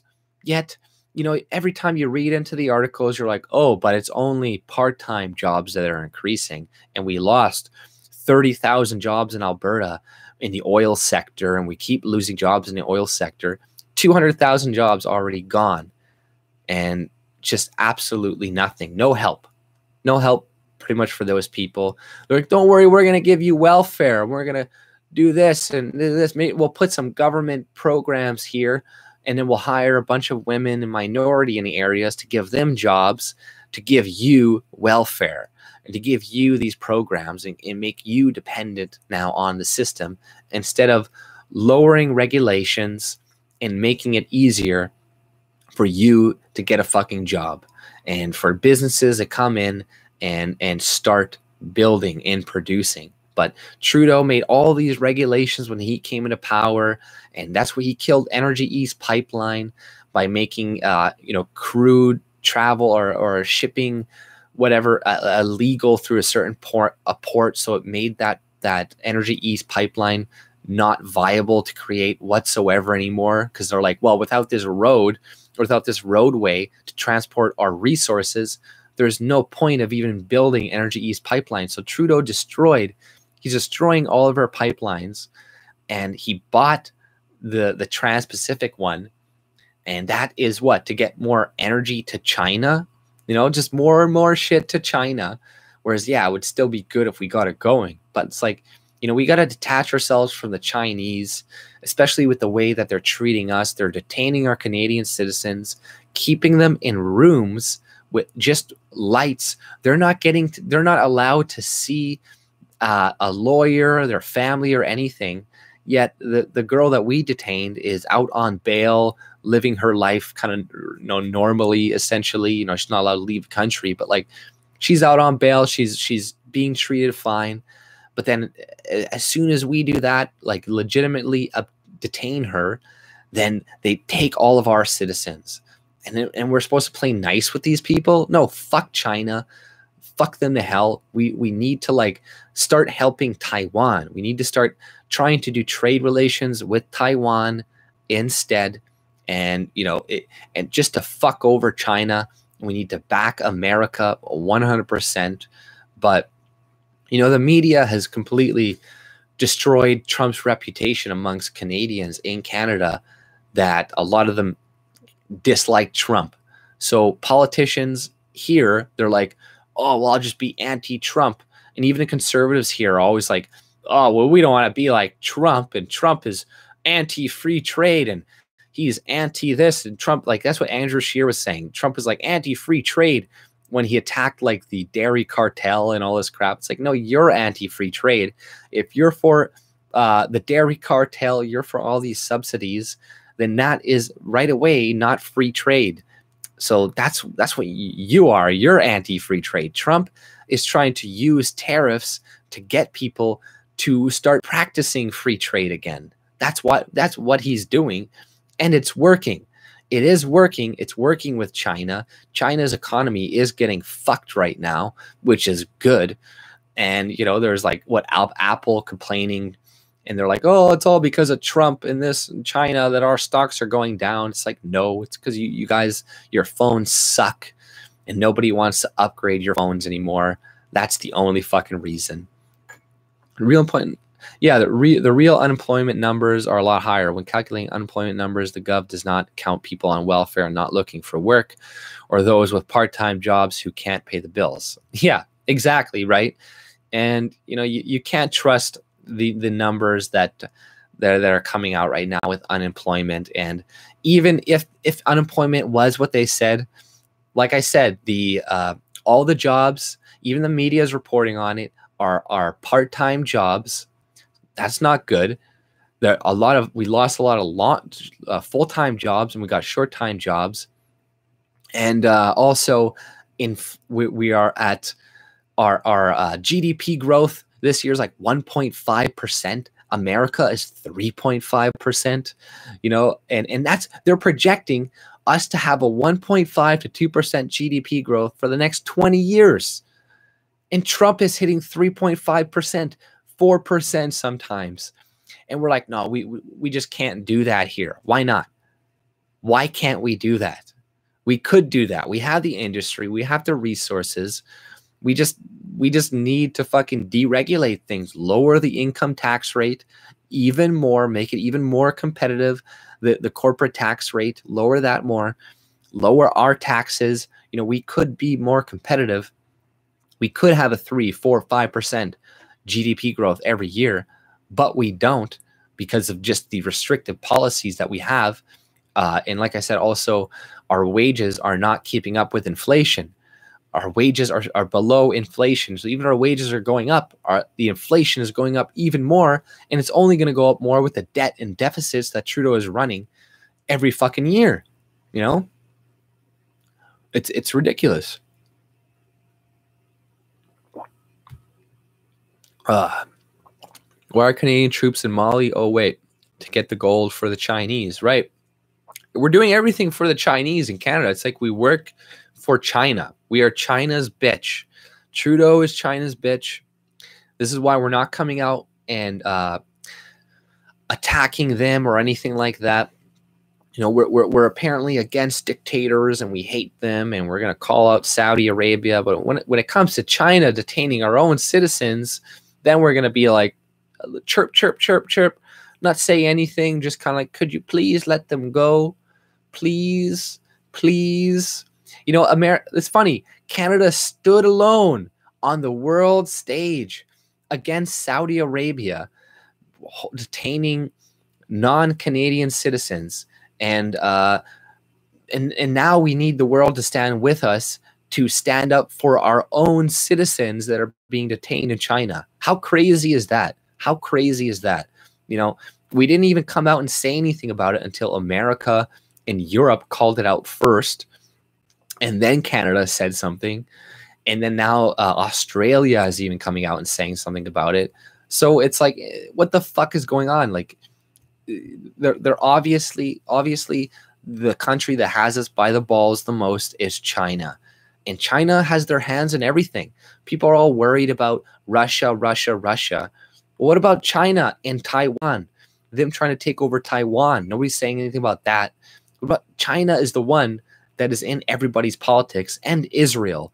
Israel is also in everybody's fucking politics and has spies in everybody's fucking politics and is stealing information from everybody's fucking governments. Like, these two countries, especially China and Israel, are pretty fucking bad. when it comes to infiltration of powers that are supposed to be their allies. They steal. They're the two worst countries that you can fucking deal with. You know, we should stop dealing with both of those countries, because, you know, like I said, there was that charity, the Jewish something charity, which is all the money is being funneled to the Israeli military to build roads for their military and compounds for their military. So all of your money is going to subsidize fucking shit in Israel, military fucking complexes and shit in Gaza and stuff that they're not even supposed to be in. What is your take on the Chinese community in Canada's response to the hijab hoax? Well, you know, Chinese people I have no problem with. I met one guy from China, and he's like, my name is like Fred. And I'm like, no, what's your real name? And he's like, oh, like Zing Zhao or something.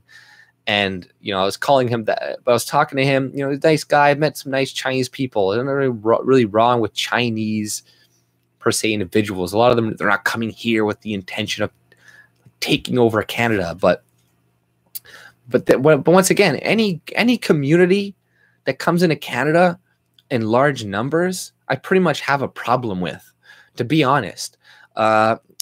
Any community like Chinese, Sikh, Hindu, Buddhist, whatever, if too many of them come in at once, and there's too many of them, they're going to group up, they're going to they're going to be tribalistic, they're going to want the country run like it is in China, they're going to want Chinese values on shit. So, you know, there's nothing wrong with groups of minority people in small numbers, or maybe if they're spread out. But when they all start to group together, it doesn't really matter where they're from. It's not good. It doesn't matter where they're from, even if they're not Muslim and shit. It's just going to create more division in the future. You know, the larger their numbers grow, the more our numbers diminish, the more tension there's going to be.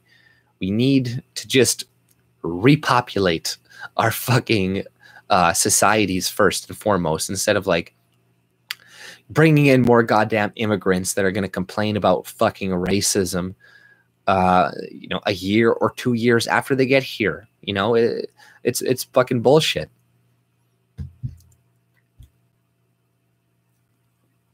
Some Chinese Canadians are old stock, built the railroad 150 years ago. Well, yeah, you know, that's the thing. That's another thing what I was thinking about is like, what is a Canadian? Right? What is a Canadian? Is it somebody who's been here for, you know, hundreds of years or whatnot? Like what makes a Canadian?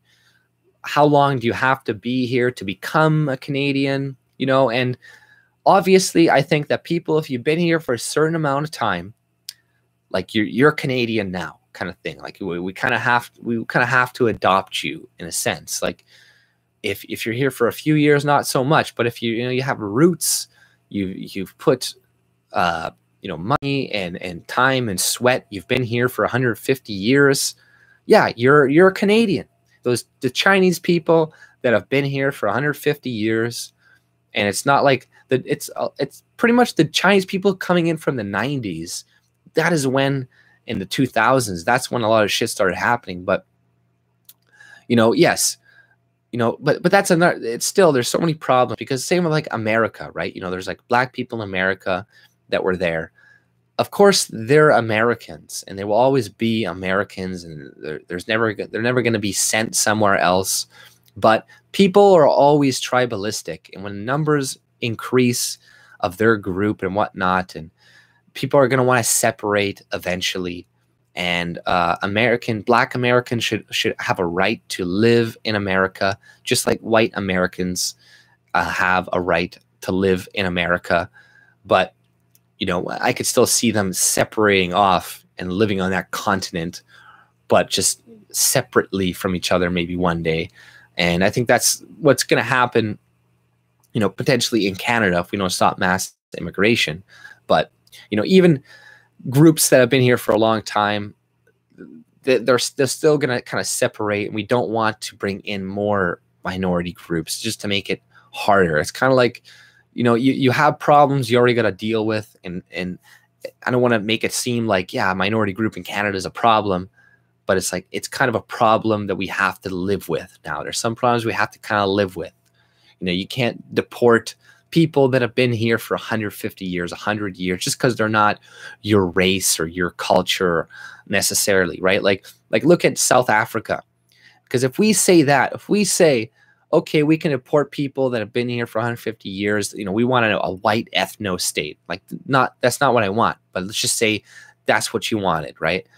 Like, we can deport these people even though they've been here for 150 years. Well, then the people in South Africa have no right to be there either, because they've been there for 400 years, but they're not black and they're surrounded by black people. But by the same logic we use to kick people out that have been here for hundreds of years or 150, if that's what you wanted to do, right, then that would pretty much mean that what's happening to South Africans is okay. It's fine. It's totally fine, even though they've been there for 400 years. So, you know, it's hard to really get, like, when do people become Canadians, right? But it's different. It's different in France, and it's different in England. It's different in certain places, right? Like in France, I don't think any group, any minority can ever become a French person, right? Maybe you can become a French citizen. You can become a French citizen, but a guy from Uganda can never become French, right? It can never happen, ever. Doesn't matter how long you live in France. A guy from Uganda or whatever. No, I'm not justifying the genocide in white and fucking South Africa. What I'm saying is that if we kicked out people that lived in Canada who have been here for 150 years because we want I don't know, ethno state or some shit, then that means that the people in Africa would be justified in kicking out the white Africans, because it doesn't matter how long they've been there, type thing, right? So I'm saying, like, after a while, people become Canadian, and you know, you can't just start kicking people out. They've been here for fucking 100 years. Like the black people in America, you can't be like, go back to Africa. No, they've been there for 400 years. They live in America. That's their fucking country now. That's where they live. You can't kick them out. The most you could do, if you really wanted that type of thing, you'd have to separate in the same country. But all cap, China, Islam working together. Hello out there. How's it going? Cap, nobody. South Africa was virtually empty 400 years ago. Yeah, right. Well, that's what I'm saying. Like, it's complex, right? You know, it was empty. There's barely anything there, and they went there and colonized it and built it. And you could make an argument that it's their land or something, but you know, I don't know. It gets tricky. And with South Africa, it's just kind of like, you know, that place is just fucked. And you know, actually, I just saw a video in Zimbabwe, and they're asking all these white farmers to come back. And when these white farmers came back onto the land, all the African people, they were like dancing. They're like, yeah, this is great. This is the best time of my life. You know, like they were so happy that these white farmers came back. They're like, jobs, jobs, jobs. This is great. And eventually that's what's probably going to happen in South Africa. They're going to fucking like get a bunch of famine and all this crap. And then they're going to be like calling the white people back and be like, please come back and please. And then when they come back to work on the farms, they'll be like celebrated and they'll be like, whoa, yeah, the white people are back. Thank God. Thank God. So it's like, you know, it's a matter of time, I think, before they're just like, okay, you know, we need white people in our country. Like, we need white people in our country. It's kind of fucked up, but it's almost like, you know, all the countries that we did colonize are better off after we leave them. Like, you know, like Hong Kong was colonized for 100 fucking years. Hong Kong is now one of the most advanced, most industrialized places on the fucking planet. And, you know, it's kind of interesting. Even though they have a really high, you know, pollution rate, they have the highest life expectancy. So that's kind of interesting, you know. They have such high pollution in Hong Kong. Why do they have the highest fucking life expectancy on the planet, right? But, you know, the places that we colonize, the places that we go and live, get richer, get better. And that's why everybody's scrambling to our countries. You know, nobody's going to admit that, but it's because wherever we go, we bring wealth, prosperity, and jobs. That's why everybody's trying to get into fucking Western countries. And this is why some other countries want Western people to come back and to start fucking jobs and to start industries. And there's even in Germany, he's talking about, there's this one guy who proposed like something colonization, like a new colonization. And even some of the African leaders were kind of receptive of like creating a little white community in Africa, and you know, where they bring in foreigners, white foreigners, to live, and you know, start up a little place, and then it helps bring money to the rest of Africa. Like, this was actually a proposal, you know, recolonizing parts of Africa, parts of these places, because, you know, the only people that can sustain seems to be Western civilizations to, you know, a large degree, other than maybe Asians, are white people. And without us doing it, we have to fund them. We have to send foreign aid to these countries continuously. And it's like, it's never ending. You know, it's like we have to go there and live there, produce wealth, or, you know, cut them off or something. I don't fucking know, but there's a lot of interesting proposals for that, though. With reverse colonization, communities where people eat shellfish all have long average lifespans, right? You know, so once again, meat. And you know what? I saw this thing from the National Post, and they're saying, hey, about veganism. If you're going vegan, here's some tips.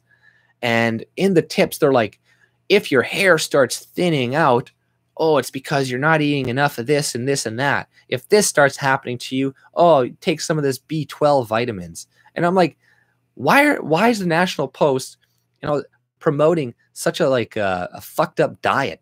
Oh, and Anarchor. Speaking of the barley men, when we're talking, I just started talking about veganism again. The barley men, I looked that up because you were saying that all of the gladiators were vegans. Well, they ate barley and beans to get fat, because they said that the fat gave them protection from sword swings, and it made it look gorier and stuff. So there. It's not because the gladiators weren't. See, that's the thing about Hollywood, right? You know, it makes these read it up. Read it up right now. I sent you the message on YouTube, and I gave you a link, and I even put below, and I said, look at this. So look up barley men. The reason they call them barley men is because they ate all that shit, and it's because it made them fat, and you know, and sword strikes couldn't kill them as easy because they had a lot of fat to protect from it. So it's not because they were vegans, because they were healthy, strong, and they were like you watch the movie Spartacus, or you probably watched the show Spartacus, and you're like, oh, they all got 6 packs, they're all this and that. It's like, no, they're fat. So, you know, that's why they ate the fucking high carb diet. But I was looking at that thing, and they were like, if your hair's thinning out, you need to take this. If your this is that, you need to eat this. It's like, that's a fucking dangerous diet. Like, nothing I eat, like, my hair is fucking full. You know what I mean? Like, has no chance of falling out. I've never eaten fucking vegetables, or I eat vegetables, but I mean, like, I believe you should eat some vegetables, some carbs, or whatever. But I mean, like, going to full vegan, pure vegan, not vegetarianism, because people keep thinking vegans and vegetarians are the exact same thing, which they're not. But yeah, wrong. Frescoes from the era show muscular, lean gladiators. Yeah, well, they're going to show that, but nonetheless, read it up. They said the gladiator specifically said is because they made them, they got them fat so they could take sword slices to the stomach. You know, I just finished some eggs, by the way. Yeah, you're right. You know, and a lot of these people, the vegetarian cultures that they've been showing, if you look into it, a lot of them 80% of 80% of them are meat eaters. You know, they're like, oh, the Hindus, they're Muslim, they're vegans or something, or vegetarians. Like, no, they're not. A lot of them eat meat, a lot of fucking meat. And even some of the, they did some studies, some vegans try to bring up some studies about, what do you call it? The Inuit, and be like, oh, see, look at, they had these problems, this and that. But if you look once again into the study, you'll see that in some of these Inuit groups, 57% of their diet was carbohydrates that they got from, you know, Europeans and other people, because of these studies were done in the 1960s or whatnot after they were introduced to a whole new diet. So you know, a lot of these studies that they show are often false. But, you know, eggs are, you know, I've been doing a lot more, you know, studying and stuff about, nutrition and whatnot. Obviously, I'm not going to recommend anybody go on any diet or anything like that, because I'm not a nutritionist, not a doctor. I don't know, right? But, you know, there are some vitamins that you can only get with fat. You know, you need some type of fat soluble. So it doesn't necessarily need to be meat fat per se, but it needs to be dissolved with fat. Otherwise, you can't get the vitamins. And same with vitamin A, which is mostly pretty much only found in meat. You can find it in some other foods, but usually that's in a beta carotene form. Like carrots, people think there's vitamin A in carrots, but there's not. What's in there is there's beta carotene, which is a precursor to vitamin A, but it doesn't get transformed into vitamin A inside of the human body. So, you know, a lot of the things that we eat that we think have certain vitamins in them don't. And, you know, that's why you need meat generally in your diet. And if you don't have meat, you're going to have to subsidize it with medications, because you cannot get B12 from anything else that is not meat. So that tells you right there that meat, eggs at least, should be part of your fucking diet to some extent. Naturally, it should be part of your diet. You should not go vegan. Like, let's look at the National Post. Look at the National Post today, and you'll find a vegan article or 2 days ago, and you'll see all of the side effects and all this shit just from potentially going on the vegan diet. And you have to like be a chemist and be like, okay, well, I ate too many avocados today, so I gotta squeeze some lime in a fucking thing, and then do this and do all this crap, and drink some powders, put some powders, and inhale 2 more pills, or six pills that day.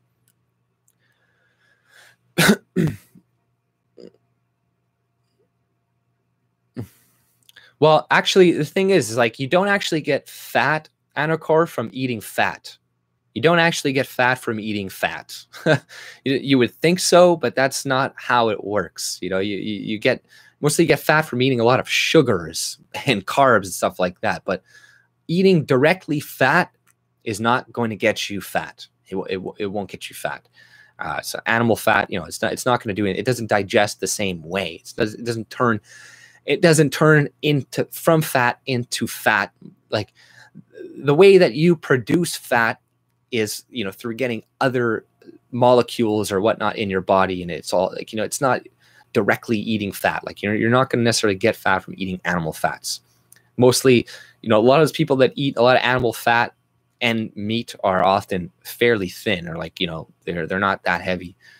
But you know, like carbs and all that stuff, you know, but I was thinking more of it, you know, and I think that it's good to have some sort of a balanced diet to some extent. Like, I think some carbs, you obviously want some carbs, you want maybe some fruits, and, you know, but I think that we are still lacking on a lot of vitamins that we're not getting through eating, like liver or you know, other parts of the animal that are very nutritious, because nothing is more nutritious than meat. Like, that's just true. That the vegans, they can't argue with that. What they will argue is like, yeah, that's true, but you can get a complete vitamin source by combining all of these vegetables together and stuff. And some vitamins are only digestible with the introduction of other foods, right? Some foods you can only absorb the vitamins when you pair it with another type of food. So, you know, it's like you have to know a lot. You have to know a lot.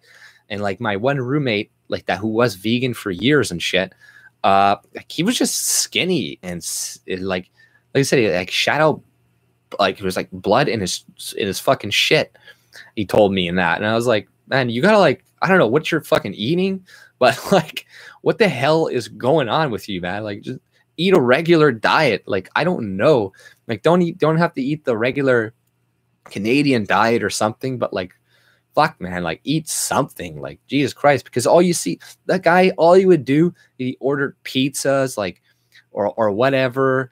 So he wasn't even really fully vegan either, because he was still eating like cheese, but like he's like, I'm a vegan, and like, and that's another thing too, is like, it's not the whole debate about veganism, you know, it's like, it's about reducing the harm that we do to animals, because we're always going to need to kill animals like that. We can't avoid that.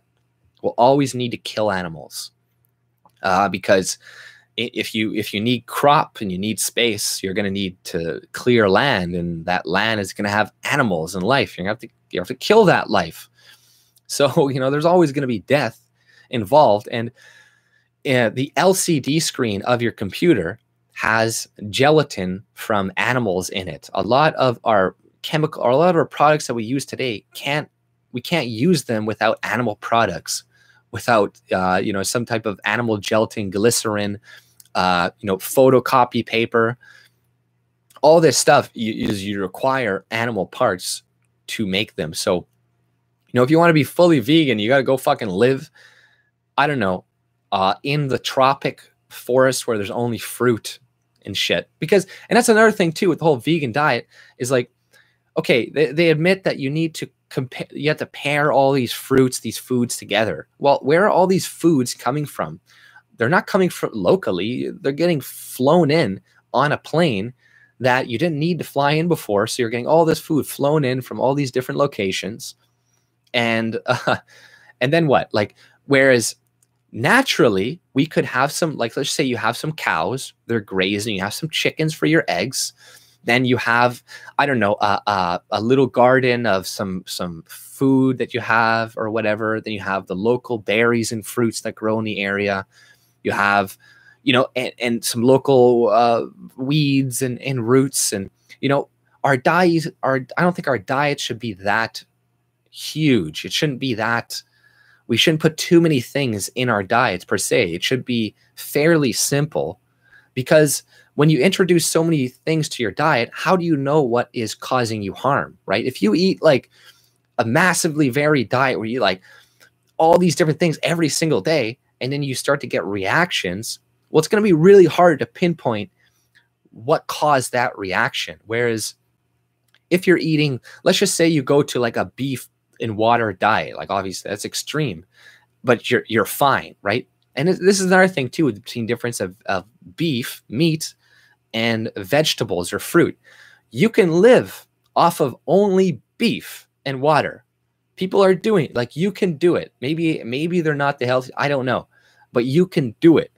But try living off of bananas for as long as, you know, Jordan P. Peterson's daughter has been living off of beef and water. Try living off bananas. You'll get like potassium poisoning or something. You're like iodine poisoning or whatnot. Like, you try living on apples. You couldn't digest that much food.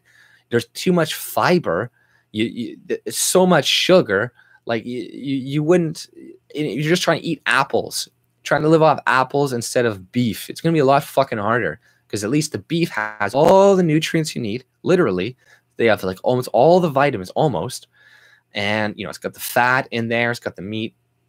So then let's just say you're just eating beef and water. Now you know, okay, I'm not getting any allergic reactions. So then you can start adding food to your diet. So like, oh, I'm going to add potatoes and broccoli. And then you feel fine. And you're like, okay, this doesn't give me reactions. Then you add this and you add more things to your diet over time. And then you can be like, oh, okay, I feel great eating these foods. But if you're just eating tons of crap right off the bat, then you'll never really know what the hell is causing you problems. So it is good to go to, I think, a simplistic diet. originally, which meat you can do, as opposed to vegetables and fruits and all that stuff, where you can't do that. You can't just live off of carrots. You can't do it. And you get nothing. You get beta carotene, which cannot be converted into vitamin A. Only 50% of humans are able to convert beta carotene into a small amount of vitamin A. And vitamin A is the most important vitamin that humans have for growth in babies. Babies need vitamin A, and they need cholesterol. They need calcium. They need B12. All meat. That's where meat, you find the most amount of vitamin A, B12, all in meat. You can't even get B12 from anything other than meat. So if B12 is so, we need it so much for the human body, then who the fuck would think a vegan diet would make sense? Like, even the vegetarians that were vegetarians for years and years understood they needed milk and fucking eggs to get that B12 in there, right? They didn't know what it was called B12, I'm sure, but they knew that they probably would get sickly without eating some type of animal product. So it's like we need animal product. And where are you going to trust the fucking genetically modified stuff that they're going to come up with in the future? No, I'm not going to trust that stuff. Like, why can't, and people, it's like a lot of us, we're not even allowed to own chickens. We're not allowed to own this. We have to buy licenses to own a fucking cow, all this crap. Whereas if all these regulations weren't in place, all these people, we could be growing our own, we could have our own cows. People could have their own cows, have your own milk every day, have your own eggs. You have a couple of chickens that lay eggs every fucking day for you. Every fucking day, and then you feed it food that you don't eat, right? So people, oh, it's not sustainable. That sounds pretty fucking sustainable to me.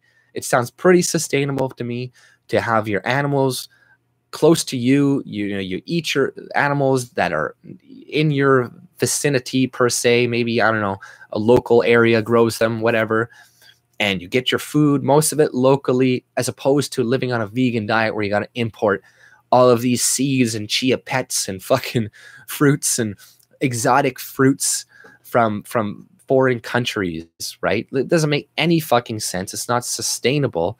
And if we were cut off from the rest of the world like we were initially, we live off of what grows locally, Doesn't mean that's what's best for you always, what grows locally. That's not obviously that's not true. Like, there's some places in Africa where it's like all that's growing locally is some fucking roots, and they get virtually no nutrition out of that. Whereas if, they were allowed to hunt and get all this other shit, they would get, they would get a lot more nutrition. But, but vegans, and you got to watch Frank Tofano. He's kind of interesting. That's why we need to terraform Earth. Yeah, we need to terraform. That would be cool if we did. I bet you AJ ate him. Who did I eat? AJ lived with the vegan and survived. Just let him vent. Yeah, he wasn't too bad. Well, actually, he was really bad, but not because he was a vegan, just because he was a annoying fucking asshole. But yeah, well, meat and milk chemicals. Those are chemicals, but that's not meat, right? That's the chemicals that they put in the meat and stuff. But you don't need meat to survive. Yes, you do. If you have the right amount of nutrients, you can live without meat. It's been proven. Lots of people have done it for a long time, and they live a lot longer. Well, it's debatable on live a lot longer. But I don't know if you're talking about vegetarianism or veganism. Because if you're some people are vegetarians. They eat quite a bit of dairy and milk. But veganism, sure, you can survive, but you're going to do it with typically vitamins and pills that you don't necessarily need to take if you're just eating meat. Yeah, you can take a supplement. You can take a B12 supplement and whatever supplement and whatever, and maybe you'll be okay. But where are they getting these supplements? A lot of the supplements that they're getting are coming from our biohazard waste. Okay, I was looking into the fertilizers that we use in Canada. Okay, and 80% of the fertilizers that we get are chemical fertilizers. You know where they get them? They get them from industrial waste. So all of the fertilizers we're putting on our plants right now is coming from industrial waste. That's the fertilizer we're using on our instead of using manure and animal fertilizer, which is better, produces better yields, puts more nutrients in the soil, in the food. But right now, and that's the thing. We need animals for the manure to put on plants so they grow strong. Other than that, you're going to be getting chemicals from industrial waste. Look up right now where we get our fucking chemicals from for the fertilizers that we use in Canada and most of the fertilizers worldwide. Like 80% of the fertilizers we use come from industrial waste from companies. That's the stuff we're putting on all of our food and our vegetables and all this shit. But I looked up this study that was done in Oklahoma. I was going to do a story about it, but there's a study done in Oklahoma where what they did is they tested the soil and the nutrients of the plants after they used manure from cattle, chickens, and pigs, compared to the exact same fertilizers that we use in Canada. The same shit, because I Googled the name. This study was done in 2010 and between 2017 or something, or 2007 and 2011. And I Googled the name, and the name turned out to be the main product that we use in Canada. But they did a study, and I can try to find this study later. I don't remember but I can put it in the list. And it's a long fucking study with all the math and shit. But they found the yields produced on fertilizer from beef, cattle, and chickens was greater, plus it was cheaper and was a more economical source. Because otherwise, what we're going to do is we're going to throw that shit away. We're not going to use it. But what they found is if they dried it, then they can transport it to greater distances, because they found if they didn't dry it, then they could only transport it to about 26, 27 miles before it didn't stay good anymore. So, but if they dried it, then they were able to transport it much further distances, and it became a better viable source than the chemical fertilizer that we're spraying all over food right now. And that comes from animals, from animal products. So this is the circle of life. Why the fuck are forests so full of lush greenery? Because animals walk through that forest and shit everywhere and fucking, put like nutrients in the soil with their fucking crap. And then we it looks better. There's plant growth and all this crap. Like, the circle of life. We need animals to fucking, eat plants. They shit it out. It creates more plants. The other day I heard they put aborted fetuses in food. That's no shit. There's a special. I watched it. Why would they put that's fucked up. But that's true. Like that they literally put fucking sewage on our farms right now, guys. Like, it's fucked up, man. It's fucked up. Look at that shit. Like, look it up right now. Where was that? Some Oklahoma study. It was like fertilizer, maybe alternatives. Oklahoma, maybe. I think that was. Maybe I'll find it right on Google if I search it immediately here, because that was okay. Yeah, animal manures as alternative to commercial fertilizers.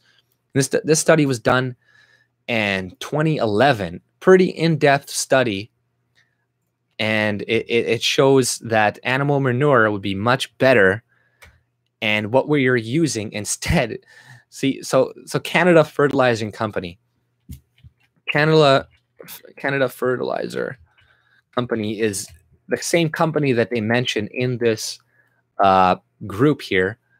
In this study. and they're the ones that supply us all, and they just get all of their shit from fucking what do you call it? Fucking industrial waste. Where was it? Canadian fertilizer. I don't know, but I can't really find that. But if you read the study I put in the chat, you'll see that you know, it talks about some company, and I was like, I just was interested, so I Googled it, and yeah, I found out. But you know, so see, it's like you know, what are we gonna do if we stop eating animals completely? Are we gonna go to chemical fertilizers that the government is getting from industrial waste to put on our food instead? And we're wondering why the plants that we do grow have literally no nutrient left in the soil. Like there's none. There's virtually none. You know, I saw a documentary about the Mayans, and the Mayans, I don't know what they did, but the soil in some area in the South America, the Mayans, is still fertile to this day because they mixed. I don't know what they did. They still don't know what they did, but the soil is the most like least hospitable soil for plants in the entire planet. But somehow the ancient Mayans, through this huge stretch, somehow made the soil, you know, nutrient dense for hundreds and hundreds and hundreds of years, and it's still nutrient dense to this day. And we don't know what they did. We don't know the combination of, you know, rocks and garbage. We don't know what they did, but they did something, and now that fucking ground is extremely nutrient dense. But you know, so you know, there's so many things that we've lost over time that, you know, we're disconnected from nature. And then we think, oh, it's okay if we just spray chemicals all over our food instead of using manure like we've done for thousands of years, and it's worked just fine. And then they're all like, oh, E. coli, you're going to get E. coli. Well, you know what? I looked up E. coli too. Most humans have E. coli in the body as well. We all have E. coli, and we're only susceptible to a couple certain strains of it. And obviously, you don't want to eat something with shit all over it. Yeah, obviously, you're going to get fucking sick from that. But, you know, like mad cow disease, right? They're like, oh my God, you're gonna get mad cow disease. Well, guess what? There's been like no reported cases of human mad cow disease. There's the human strain of mad cow disease, and there's been like nobody has been gotten it. You can't get it from eating meat. You can't get mad cow disease. The only way they think you can maybe get is if you eat like their brain and their spinal cord tissue, which literally nobody eats anymore, but you probably should. But they don't, and that's even debatable. So it's like, oh, kill all the cows and kill the chickens, H1N1. Oh, you're gonna get no, you're not. They've had H1N1 for years. They've always had these diseases and parasites, but all of a sudden, like, no, we got to be vegans. And why do people have such hard time conceiving nowadays? Why is that? Could it be their diets? I don't know. I think the diet, and the fact that most people, they think they're eating a meat-based diet, but they're not. Most people, 20% of their diet is meat, and it's crap. It's crap meat. It's from McDonald's and all this other crap. But there's a lot of foods that do have a massive impact on your reproductive system, and soy does have a massive impact. In, like they say, not in small numbers, but that depends on the age of the person. If you're eating when you're young, you know, that's going to have more of an effect. And also different types of soy products are extremely damaging and are extremely cancerous to people, and especially, you know, to women with their you know, reproductive system and stuff. So it's like, you know, there's lots of these foods that they're recommending us that are not good for us, you know, and it's just bullshit. But, you know, I think more meat in people's diets would be good, you know, like good meat, you know, and fat. People were too afraid of fat, you know, man. Like I eat fucking really terribly, to like a lot of fatty meat. I've been doing my whole fucking life, fatty meat, butter, like eggs, but like I'm not fat at all, you know, like I don't have like I'm not overweight whatsoever. eating fat doesn't make you fat. You know, it's eating all that other crap. It's drinking soda every fucking day. That's what's making you fat. It's eating all this other shit that you don't need. It's not the cholesterol or the fat you're getting from bacon. Man, I eat bacon like every fucking day. I eat bacon and eggs every and I'm not fat whatsoever. Like it doesn't affect me. So it's you know, it's people, they're eating like 6 things of toast with their bacon and eggs, and they're like, oh, they eat like tons of bread. You know, like I ate a bunch of pasta the other day and I felt like shit. I ate tons of pasta and meat, and I was just like, I felt terrible. But if I just ate like a ton of meat and like maybe some potatoes or something, yeah, you feel fine. You feel good. But you know, you eat too many of those carbs and shit, you get bloated. You feel like crap.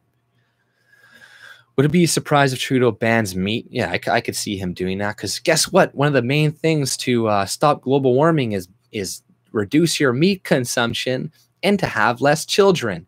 And eating a vegan diet pretty much makes you almost sterile, and then you have less kids. It works out perfectly, doesn't it? You know, like you see, I was watching this one girl, she's like pregnant, and all she's eating all day is like fruit and bread and fruit and like all this shit. And you're like, man, your baby is dying inside. Like, it's getting no nutrients whatsoever. Like, women, you need meat in your diet, especially if you're fucking pregnant. Like, maybe you can take other supplements to make up for it, but women especially, a lot of them crave meat. A lot of them crave red meat, all this shit when they're pregnant, because that's what the body craves. The baby needs vitamin A, they need cholesterol, they need all these things to make their cells. So if you're not getting it, you know, the baby is just going to be taking that from you. And that's why you see all these women, a lot of these vegan women, they're like pregnant and they're like losing their hair, like losing their teeth or something, because their baby is sucking all the nutrients out of them, because they're not putting any nutrients into themselves, because they're eating like a bunch of berries and fruit and this and that, and thinking they're getting healthy. It's like, no, you're just eating sugar. You're just eating sugar. There's no good nutrients in there. There's some macronutrient type things, but you're not getting, you know, a lot of the vitamins that you actually need. I only eat ass. It's great. Yeah, Big Black Johnson's back. Mexico's fast country in the world. Explain why that is. Because they eat a lot of corn. Don't they eat a lot of corn in Mexico? And also, the fattest people in Canada, in America, are what? The poorest people. You know, it's their diet, right? They eat crap. They eat tacos, burritos, yeah, right, all that crap, and they're fat as shit. You know, it's not because they're eating a carnivore diet, or they're eating. I don't even recommend a carnivore diet, but like, you know, that's pretty extreme for me, because I like potatoes and I like, you know, some bread occasionally and stuff like that, you know, some crap. But you know, they're eating crap. They're eating starches. They're eating probably mainly corn and rice and beans, and like Anarchor, you know, with the Vikings. I mean, not the Vikings, but the gladiators. You know, they're all fat because they're eating beans and rice. What do fucking Mexicans eat? Beans and rice. You see all these fat Mexicans, Hondurans, coming at the border being like, let me in, and they're just like overweight. Their gut is coming off over their fucking pants, and it's like, what the fuck is going on here? It's like, these people are fat as shit. But yeah, it's not because they're eating lots of healthy foods. They're eating a lot of unhealthy crap. You know, white rice is not healthy for you. It's not healthy for you. It's okay to eat as like a side or something, like a filler food, but it's not good for you. Not at all. A child died a week ago eating a carrot. Really? They did? She did? Well, that sucks. Yeah, all these fat socialists in the Maritimes, you know, but we have access. But look what's in all of our food nowadays, right? You know, a lot of it a lot of the cheap stuff is like it's all soy, it's all fucking you know, carbs, it's cheap food. Nothing is nutritious. It's just, you know, people buy that crap. And, you know, like same in Canada, the Aboriginal population, you know, they're overweight. They all have diabetes, but that's also because they're not used to our diet. See, like they are probably more, they would probably do the best on a carnivore type diet where they're eating mostly meat and whatever is growing in season, fish, you know, the occasional plant here and there. Aboriginals, if they ate that diet, they'd probably be fucking in great health right now. But they go to the Western diet, you know, they eat a lot of, you know, they drink a lot of alcohol and they eat a lot of processed foods and grains and stuff that they do not have. You know, they had some grains and stuff, but like generally they're eating a lot of things that their body is not used to. And Westerners, we've kind of adapted to eat some more things, but still, even us, we're more adapted to probably more of a carnivorous diet because of where we evolved, right? And maybe some people in Africa or some subtropics areas might be more evolved to eat more fruit in their diet or whatever the fuck was around there at the time. I don't know. But, you know, obviously different people, different races, they're going to be able to handle different types of food. But still, we're all humans and we all came from originally the same source, and we all probably ate the same shit 300,000 years ago before we all separated off into different groups. So, you know, originally, how did human groups live in little tribalistic societies? Were they planting things of wheat? No, that didn't exist yet. That didn't happen until 10,000 years ago. So how did people live and survive and like through testing bones and stuff that are pre-Neolithic, that are before the agricultural time period, we know that there are a lot less diseases back then that are prevalent in today. So a lot of the diseases that we have today are probably linked to our diet and, you know, could easily be stopped if we just change the types of foods that we ate, and we ate foods that were more designed for our system. Because, you know, humans were so smart, we learned to make food out of anything. We can make food out of anything, make many things edible. Doesn't mean we should eat plenty of these foods, just that, you know, we're survivalists. We know how to go in an area and make all these things edible into a thing to help us keep going and keep thriving and keep, you know, building and whatnot. But, you know, for you would assume that early humans would only have more access to animals, game.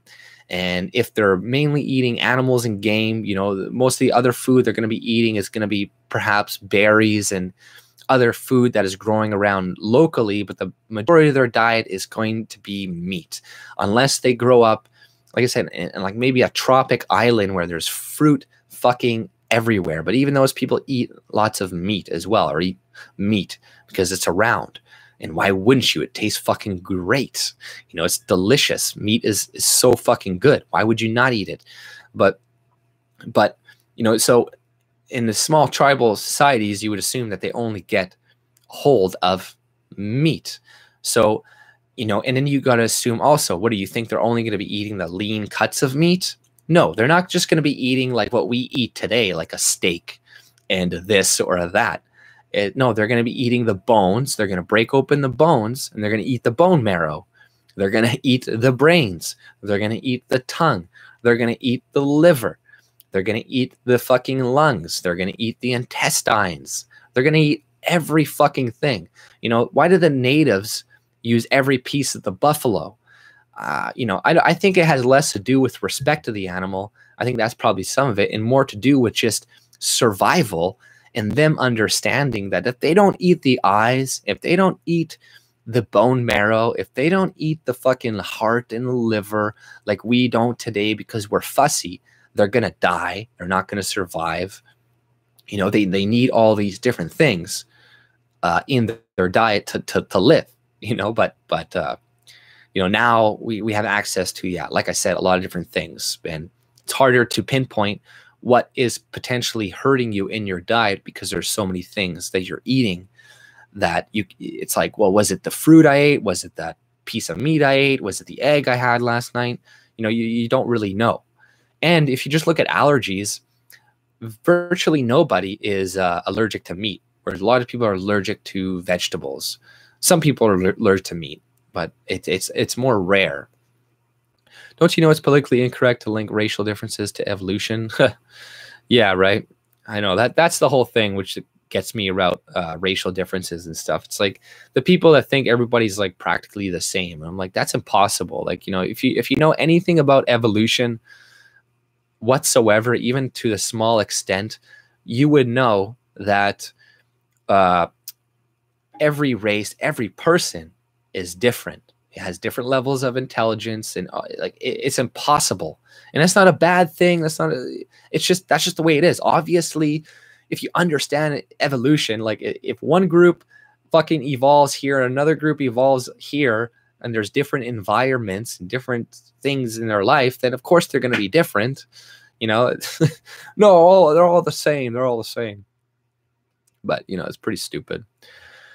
But yeah, you know, speaking of we are raised differently.